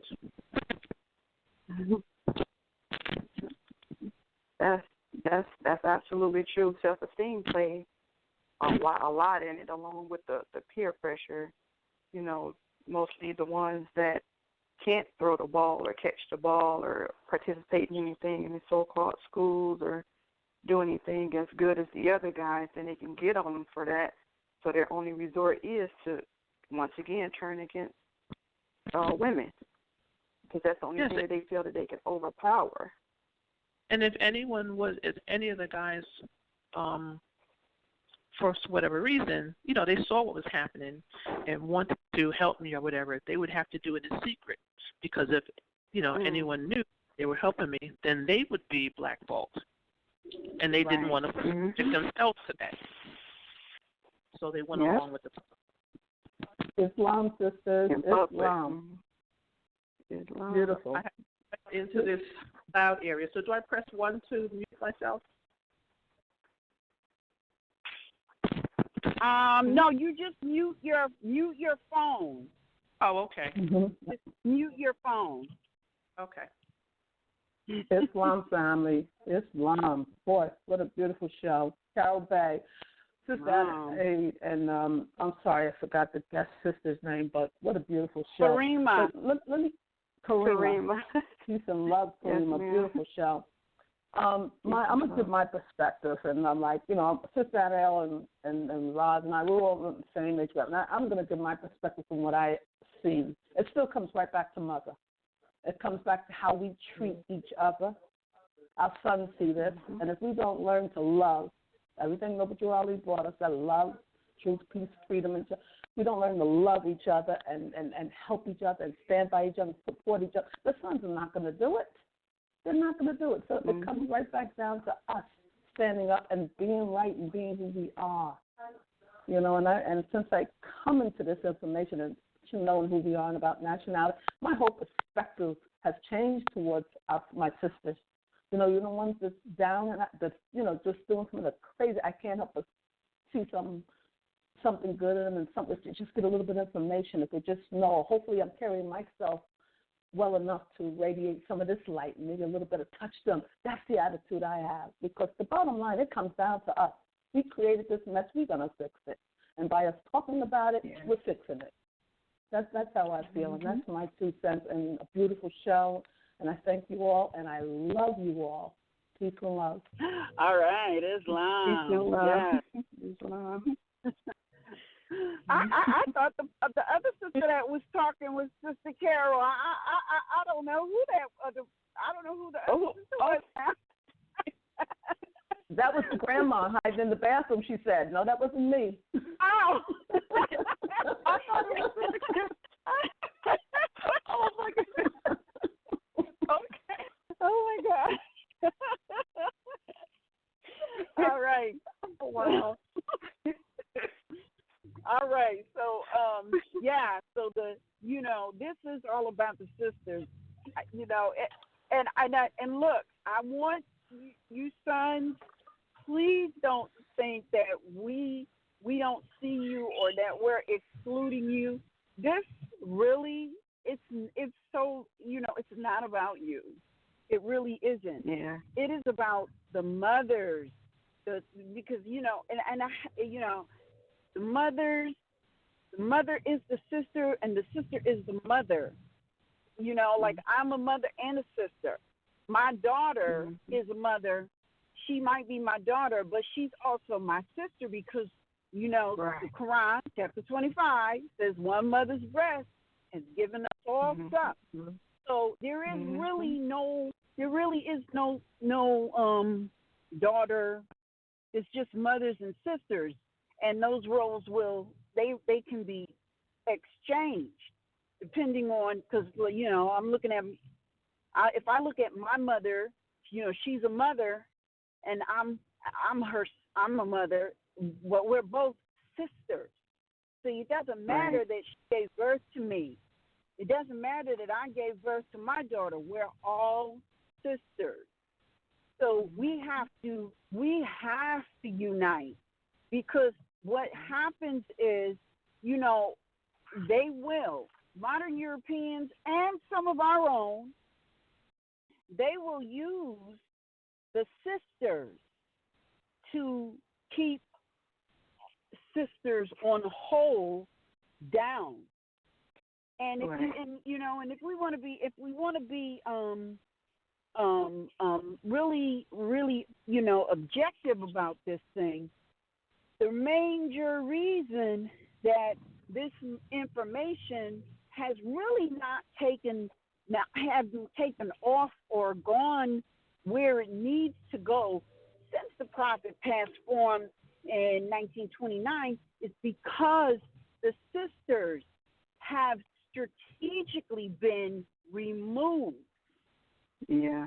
And they have been raped and subjugated and degraded and relegated, to less than second-class citizens, which is a huge travesty. Everything comes from the womb. Everything. Right. Everything. And, and I know the brother mentioned something about the egg draws the sperm. The egg doesn't draw the sperm at all. It does. The egg stands by itself. All right? And I'm the next sister standing on law, I'm going to read some passages from a book that I purchased years ago entitled The Virgin Birth. All right, and these are passages from two doctors and what they have experienced. And in one of the writings, the doctor was called to deliver a woman of a baby, and she had no vaginal opening, yet she was pregnant. So this misconception that we have about the sperm playing some part is a gross error, and it's designed to the mother and actually the son, because one of the sisters, I don't know if it was you, Kareem, or somebody else, they talked about how the son has been set up to compete with mother, which is ridiculous because you can't compete with your creator. You can't. You're not the creator. You are the created, and the created doesn't have space to compete with the creator. So that is a set up, and and instead of us getting all emotional about information that comes to you, science that's right in front of our face, instead of us getting upset about this, what we need to do is we need to put our feelings, our emotions on pause and look at this thing objectively and see how is this information being used to manipulate me, to manipulate mothers across the board. I mean, look, the reason that in this audio that we listen to, that the guys are comfortable in broad daylight now, degrading and accosting women, is because it has become acceptable. Why would it become acceptable? What kind of disconnect is going on in our minds? The brother talked about, they had a bachelor party and they ended up at some sort of strip club, and it was revolting to him. And I can recall having a conversation with a brother who felt that it was some sort of great accomplishment to have this mass, what do you call it, is it pornography? Or he had this massive collection of pornography tapes, and he thought it was some badge of honor because all of the women in the videos were Asiatic. And he had a daughter, or was claiming a daughter. And I was like, how I could never, ever feel comfortable, with something like that. And I have a bunch of daughters. I just need to have one daughter, and it would be uncomfortable. I don't have to have a daughter. Yeah. I got a mother. I have a mother. Right. And the sad thing about what we as women are going through is, a lot of times when we look at the disconnect between the mother and the daughter today, or the mother and her female child that she birthed, the reason that we have that disconnect is because mother has been molested, degraded, or raped in some form or fashion in her youth, and nobody is talking about it. And so we are like, I don't understand why my mother is crazy. I didn't understand why my mother behaved the way she did until she was on her deathbed, and that's when certain things came out. And I think it's just a gross travesty that we have to wait all our lives until our mothers are on the deathbed to find out that the reason she was crazy out of her mind was because she had been raped. That's not acceptable. It's not. It's really not acceptable. So, as mothers, as daughters, or, if we have an elder in our life, whether that elder birthed us or not, we need to learn to develop a relationship with them, because we have no idea what they have endured. None. Right. That's all we know today is they crazy and out of their mind. I know women right now who I know that they have been raped. And to people looking at them, they call them names. They say things like, oh, she's crazy. Oh, she has no respect for herself. This, that, and all kind of derogatory words. But what most people do not understand, especially guys, is when you as a woman have been raped, you can't even begin to put that into words and express what is going on inside of you, because you're busy running from the memory of what took place. So you haven't even accepted it yourself, yet life goes on, and you have to try and figure it out on, like, that's some serious on-the-job training. Right. We don't, and a lot of women that we see out on the street today, whether they're scantily clad, whether they're acting in a scandalous manner, a lot of times they have been raped. Yeah. And you will and we will never know it. So we can't, a lot of the prophets, every last one of them, they have taught one thing, that we need to, whoever we see on the street, we need to love them. We don't have to be all sloppy with it. We don't have to run up to them and hug them and kiss them and sing kumbaya. But in our hearts and minds, if we send them love, it can only help them. That's right. I spent many of my health career, I'm a nurse, working in psych and as a chemical dependency counselor. And to hear some of the things that our women say that they went through and what caused them to use drugs or what caused them to appear to be out of their minds is horrible.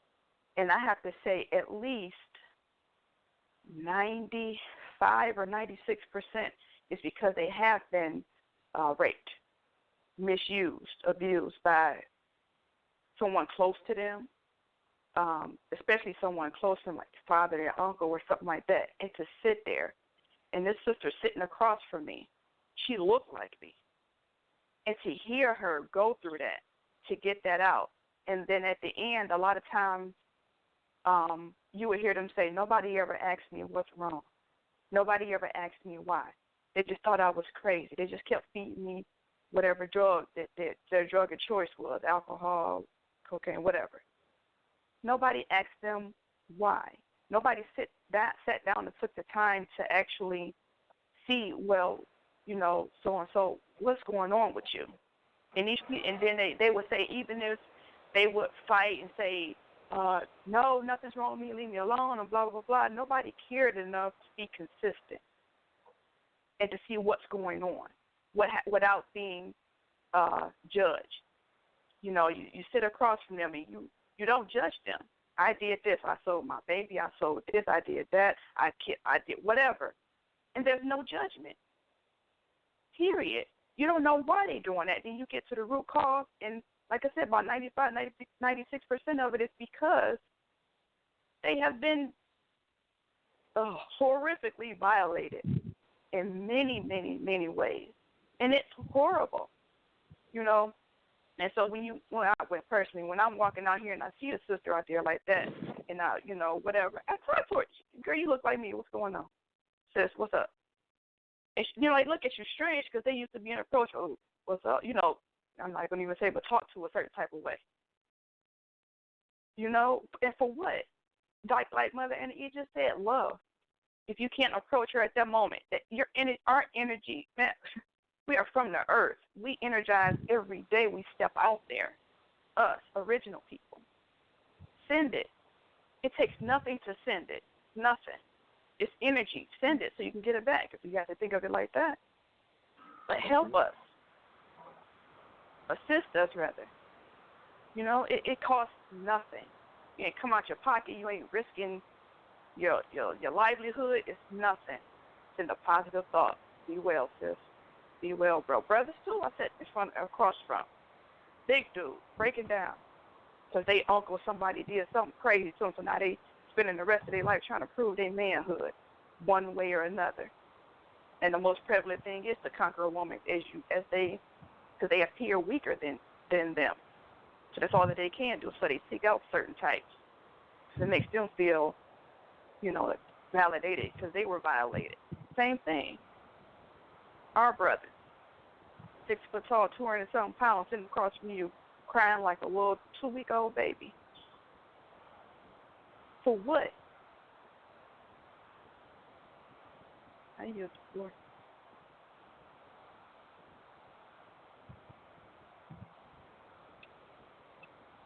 If I could interject, I was the one that actually happened to say that the egg pulled the sperm, and thank you for correcting me on that. Now, I'm familiar with the process of parthenogenesis, but when I was researching, that's what I came across. So the egg goes to the fallopian tubes and then the uterus, but how does the egg move? If you can educate me on that a little bit.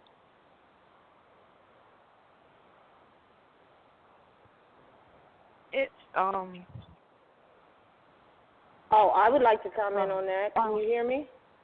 Yeah. Yes, ma'am.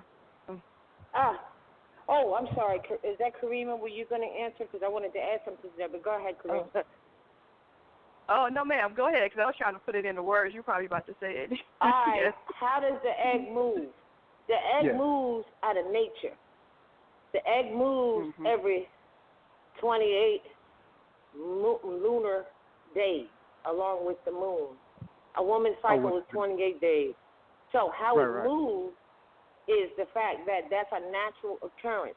And what happens, the woman's body gets prepared with a lining around the uterus, prepared to receive the egg, and then to go through that process. Now, when that egg is not sparked with electricity, because see, really the sperm, what the sperm does, it can bring the electrical spark, all right? Because that's all she really needs is an electrical spark. And this is why when you know for a fact that she only needs an electrical spark, the electricity is within us.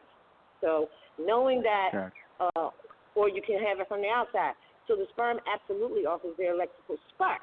However, back to the process, this is why sisters may, what ends up happening with their menstrual cycle, and then they say menopause, because men are paused from being made. So what happens is that lining and the whole body and the uterus is waiting for this egg so that it can then stick to the walls of the uterus and grow from the tree like a fruit from the tree of life.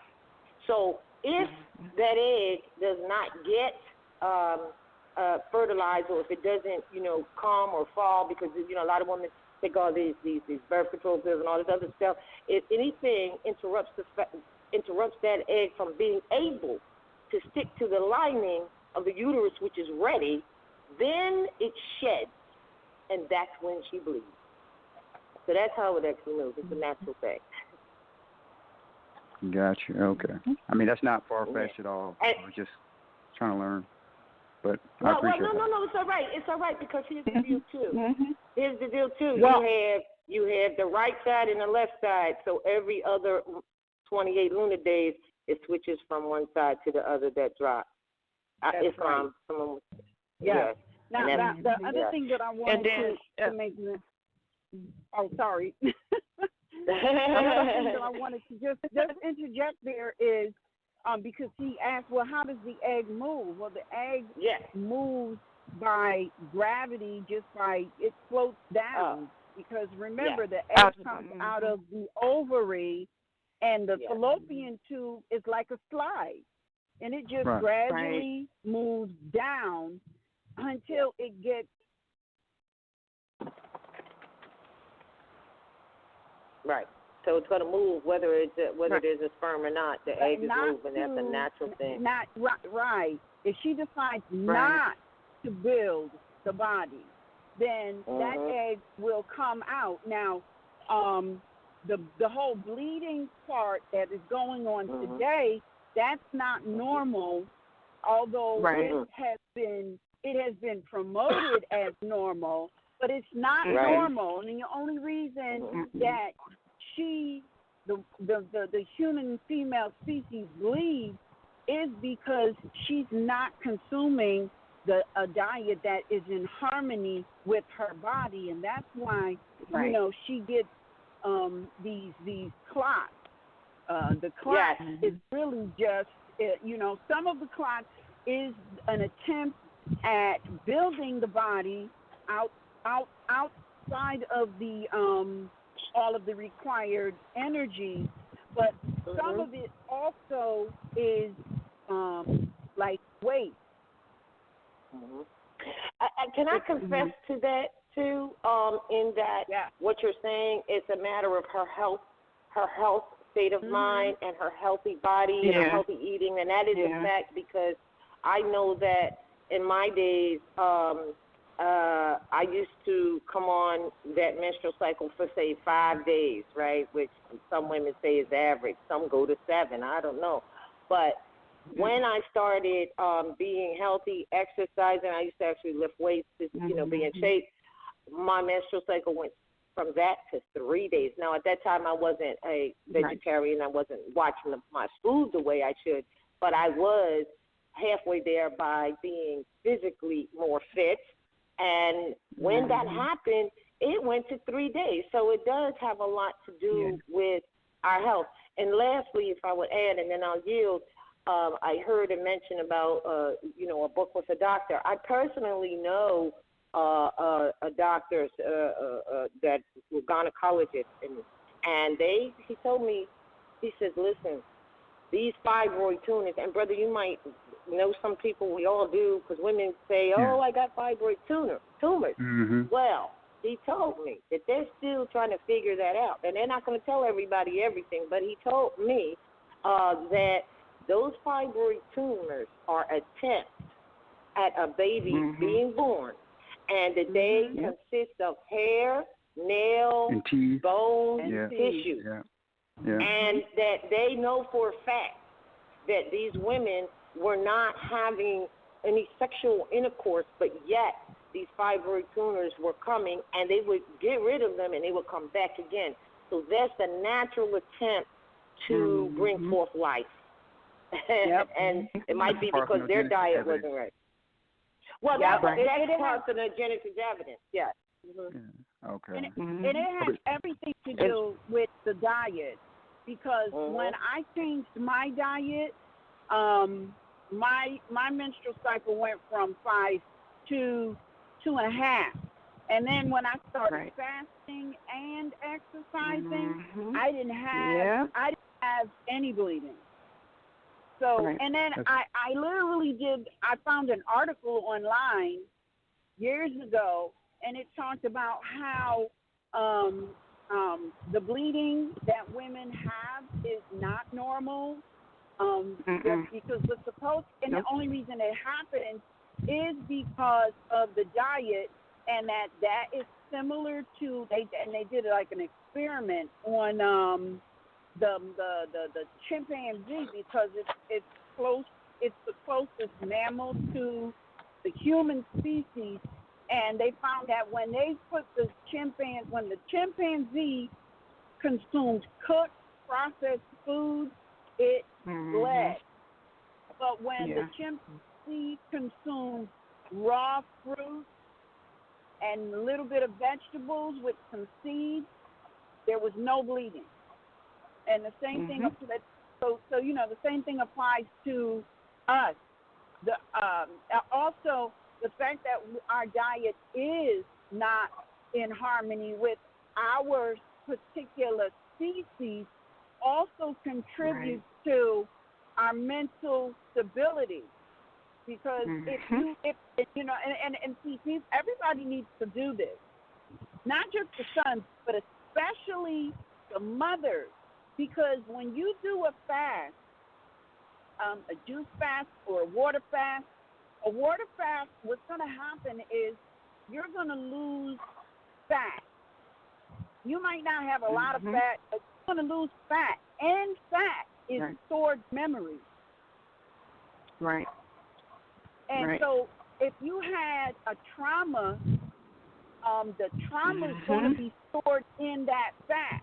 So when you fast and that fat starts to break down, you're going to experience the emotions of that trauma as the fat is dissolved.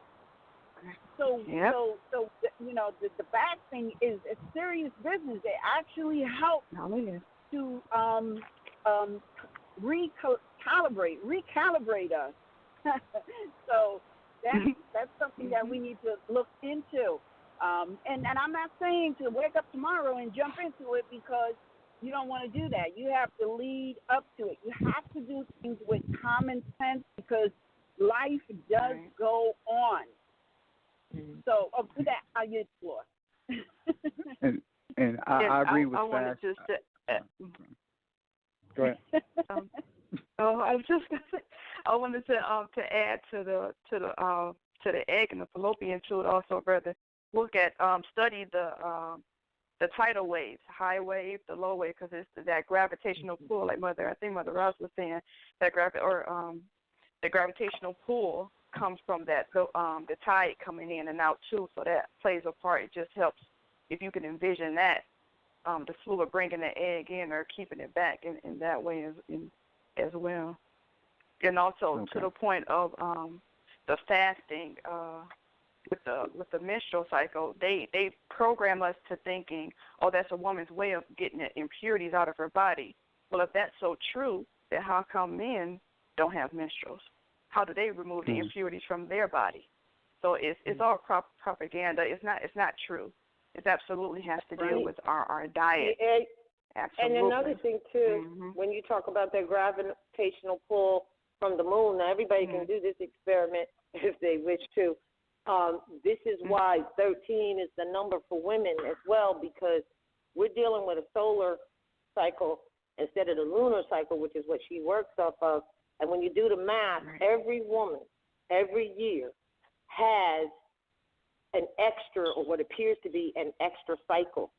Like we've all been, when we used to have cycles, we've all been there like, God, it seemed like it came so quick, because there's another one that comes, because it's on track with the moon. So, somebody can do that and take like co-defense, and they actually have 13 cycles in one solar year, or what we call a year, which is really a solar year.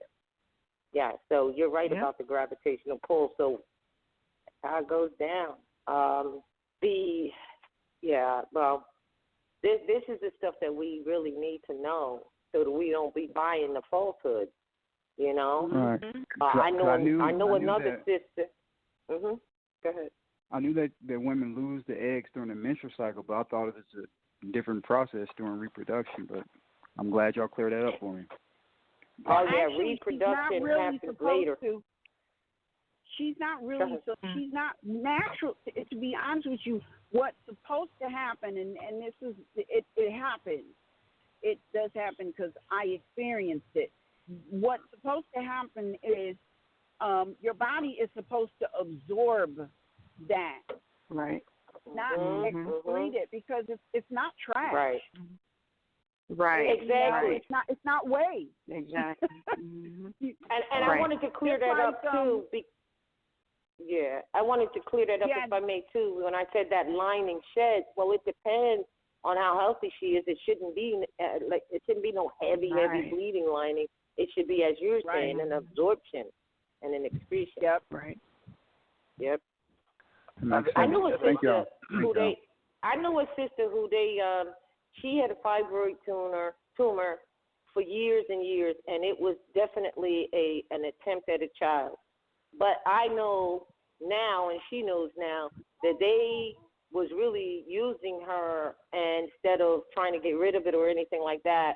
I think she finally did, but they was using her as an experiment. She could tell the story is real. She experienced it, you know. So I yield. Thank you, brother. They have the thank y'all. They have a show on Netflix that's similar to what you all are discussing, and it's titled Van Helsing, and it's I know that it's in one's mind you might think about the vampire slayer, but the catchy thing about it is there's an actual story, a heritage story behind that. Because in this series, the Van Helsing is a modern European woman, but of course, in how Hollywood does it, if she has dark hair, dark eyes, and she has a real edgy attitude, she's portraying an Asiatic woman. So they talk about it, and they tell the story about it, that that when you listen to the wordplay, they're talking about it, that she's Asiatic, and you put two and two together. But they just do it for the imagery. They can't do that because that's too in your face. That's too you will get it. That's too you will start studying. So, but in the gist of it, in the gist of the show, they talk the Van Helsing, which is the woman. She has this power over all people who bite. She bites, and they feel her pain throughout wherever they are. If she's hurt, they feel their pain and they start screaming. And they start, if she's frustrated with her mind and her mental, or if she starts feeling any physical pain, all of these vampires that she bit, they start feeling it. And not only there are different type of vampire though. They're not the normal vampire. If she bites you, you turn back to human, but you still feel her, even though she's a quote unquote vampire, but she's a Van Helsing vampire. So, and they talk about the study, and they talk about it throughout the series, and they discussed it how she was experimented on as a child, and how it all started through the egg, and it all started. They drop all this science on it, and you would think about it, this vampirism, no, but it's a really story behind it. The backstory of it is to the Asiatic sisters to be careful because they showed the imagery of it. They had a doctor on the show that was an Asiatic woman, and she was serving the cure. She was doing everything about it, and they had a modern European male who was a Maureen. He was a Maureen. That's what I'm talking about. Him being a Maureen, and that was he would even say his name wasn't even important. He was just saying I'm a Maureen. So that was code for me saying okay, with that, but. He looked at the doctor, the Asiatic woman, as a superior woman, and he started attacking her in her mental. He started anything that wasn't acceptable to him. She started making her feel bad about herself. You know what I mean? And she was becoming weaker because she was listening to him, to the modern European male, now the Asiatic doctor. And she was becoming weak, and she couldn't battle. And they were showing, and how they did it, they would show little kids with more strength than her. They would show more little. They were doing that to the sisters. They were doing that to the brothers too in the show. Every brother on the show was weak. Even if he was 6 foot tall, he was crying like a baby on vampires, running from vampires. But you had little 9-year-old girls going to battle. You about European girls going to battle with vampires. But you got males who Asiatic males. They're either working for the vampires, traitors, sellouts, or they're either weak on the. So this is the imagery of it.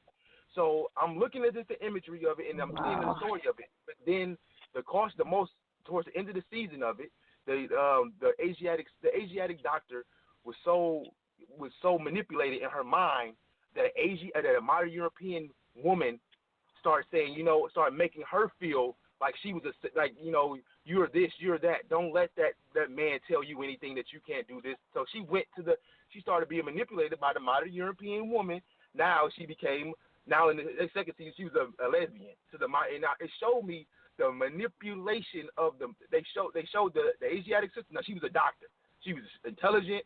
She was on it. She was on point. She was working for the top company, whatever, that was doing this experiment. But her mental, she was destroyed by her mental was destroyed by a modern European, but he was a Marine though. So that was the code for saying Negro European. So all you got to say now is put Negro European, how these brothers out here are trying to mentally destroying this sister's mind, whether she's highly educated or not highly educated, you know what I mean? Because that don't mean nothing anyway, because and they destroyed her mind and making her think that anybody can come manipulate her. You know what I mean? Anyone. And the fact that a modern European woman slid right in, and now she's her partner. You know what I mean? And it was like it was just showing like that's how they look at Asiatic women. She was the only Asiatic woman in the show. So that's because you can take she's the only Asiatic woman in the show. That was the backstory of it. But to the gist story of it, it was saying that the Asiatic woman is the key to everything because she has the power. If I wake you up, you gonna be woke up. All my children gonna be woke up. If I start acting this kind of way, you know what I mean? You have no choice because and they kept saying the science of it. They kept breaking it down to the science. Like she's the source. They kept putting it into nature. They kept pulling all that stuff. And I'm thinking like, of course, no offense. No, I'm not trying to be mean or nothing, but modern European women, they don't agree with nature. You know what I mean? So I'm thinking I'm no Asiatic from the gist. So it's just that the imagery that they did, that they couldn't do that because you will get it like that. And this shows like that go over people's head. And the only reason why I caught it is because I got into this whole vampirism thing as far as in what the real, you know what I mean, the not just like somebody biting the vampire, but what are you really meaning? There's a metaphysical meaning to that. So I was just digging in that aspect of it in my research. Yes, it is. It is. They're vampires sucking your blood, DNA. Mm-hmm. Not the blood. Exactly. Right. Yes. They want the power from her. They can't have it. That's why they do transfusion. They figure, if I put your blood into me, I become you. Yeah, no, right. I'll be good. Still you. You still you. Right. My blood is my blood is gonna help you, but you still you. Right. And they do what they do. And the other part of that is when you listen to the vampire stuff, remember, they can't come out in the sun because they're leopards. Right. They can't come out in the sun. The sun will kill them. So they got to sit your blood in the dark. Well, that's a clear story. That's a clear story of the theft of the DNA of the Moabite woman. Mm-hmm. Absolutely. Mm-hmm. Yeah. I'm sorry. Well, that kind of concludes our broadcast. If I don't shut it down now, we're going to get shut down because, we'll get into a discussion. But I want to thank Sister Karima. Thank you so much for joining. And Sister Carol thank you. And the brothers. I apologize. I don't. Is that Lomax? what is his appellation? Is that Brother Lomax? Bang? Low Hillman Bay? Yes, Low Hillman Bay. Low Hillman. Low Hillman. Low Hillman.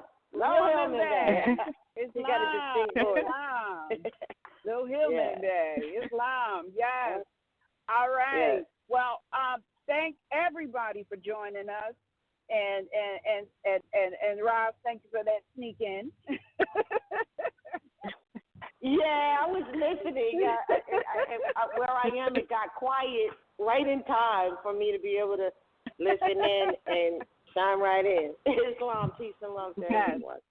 Yes, peace and love. Make sure and join us Tuesday for Principles of Nationality in Action. This is Sister Standing on Law with your host, Annie Eda L., Rosmariah Bay, and our special guest host, Karima Bay. Or is it Karima L? L, yeah. Karima L. Sorry, Karima L. Yes. And we'll see you next month for our next installment of Sisters Standing on Law. Peace and love, everyone. Peace and love. Islam, sisters and brothers. Peace.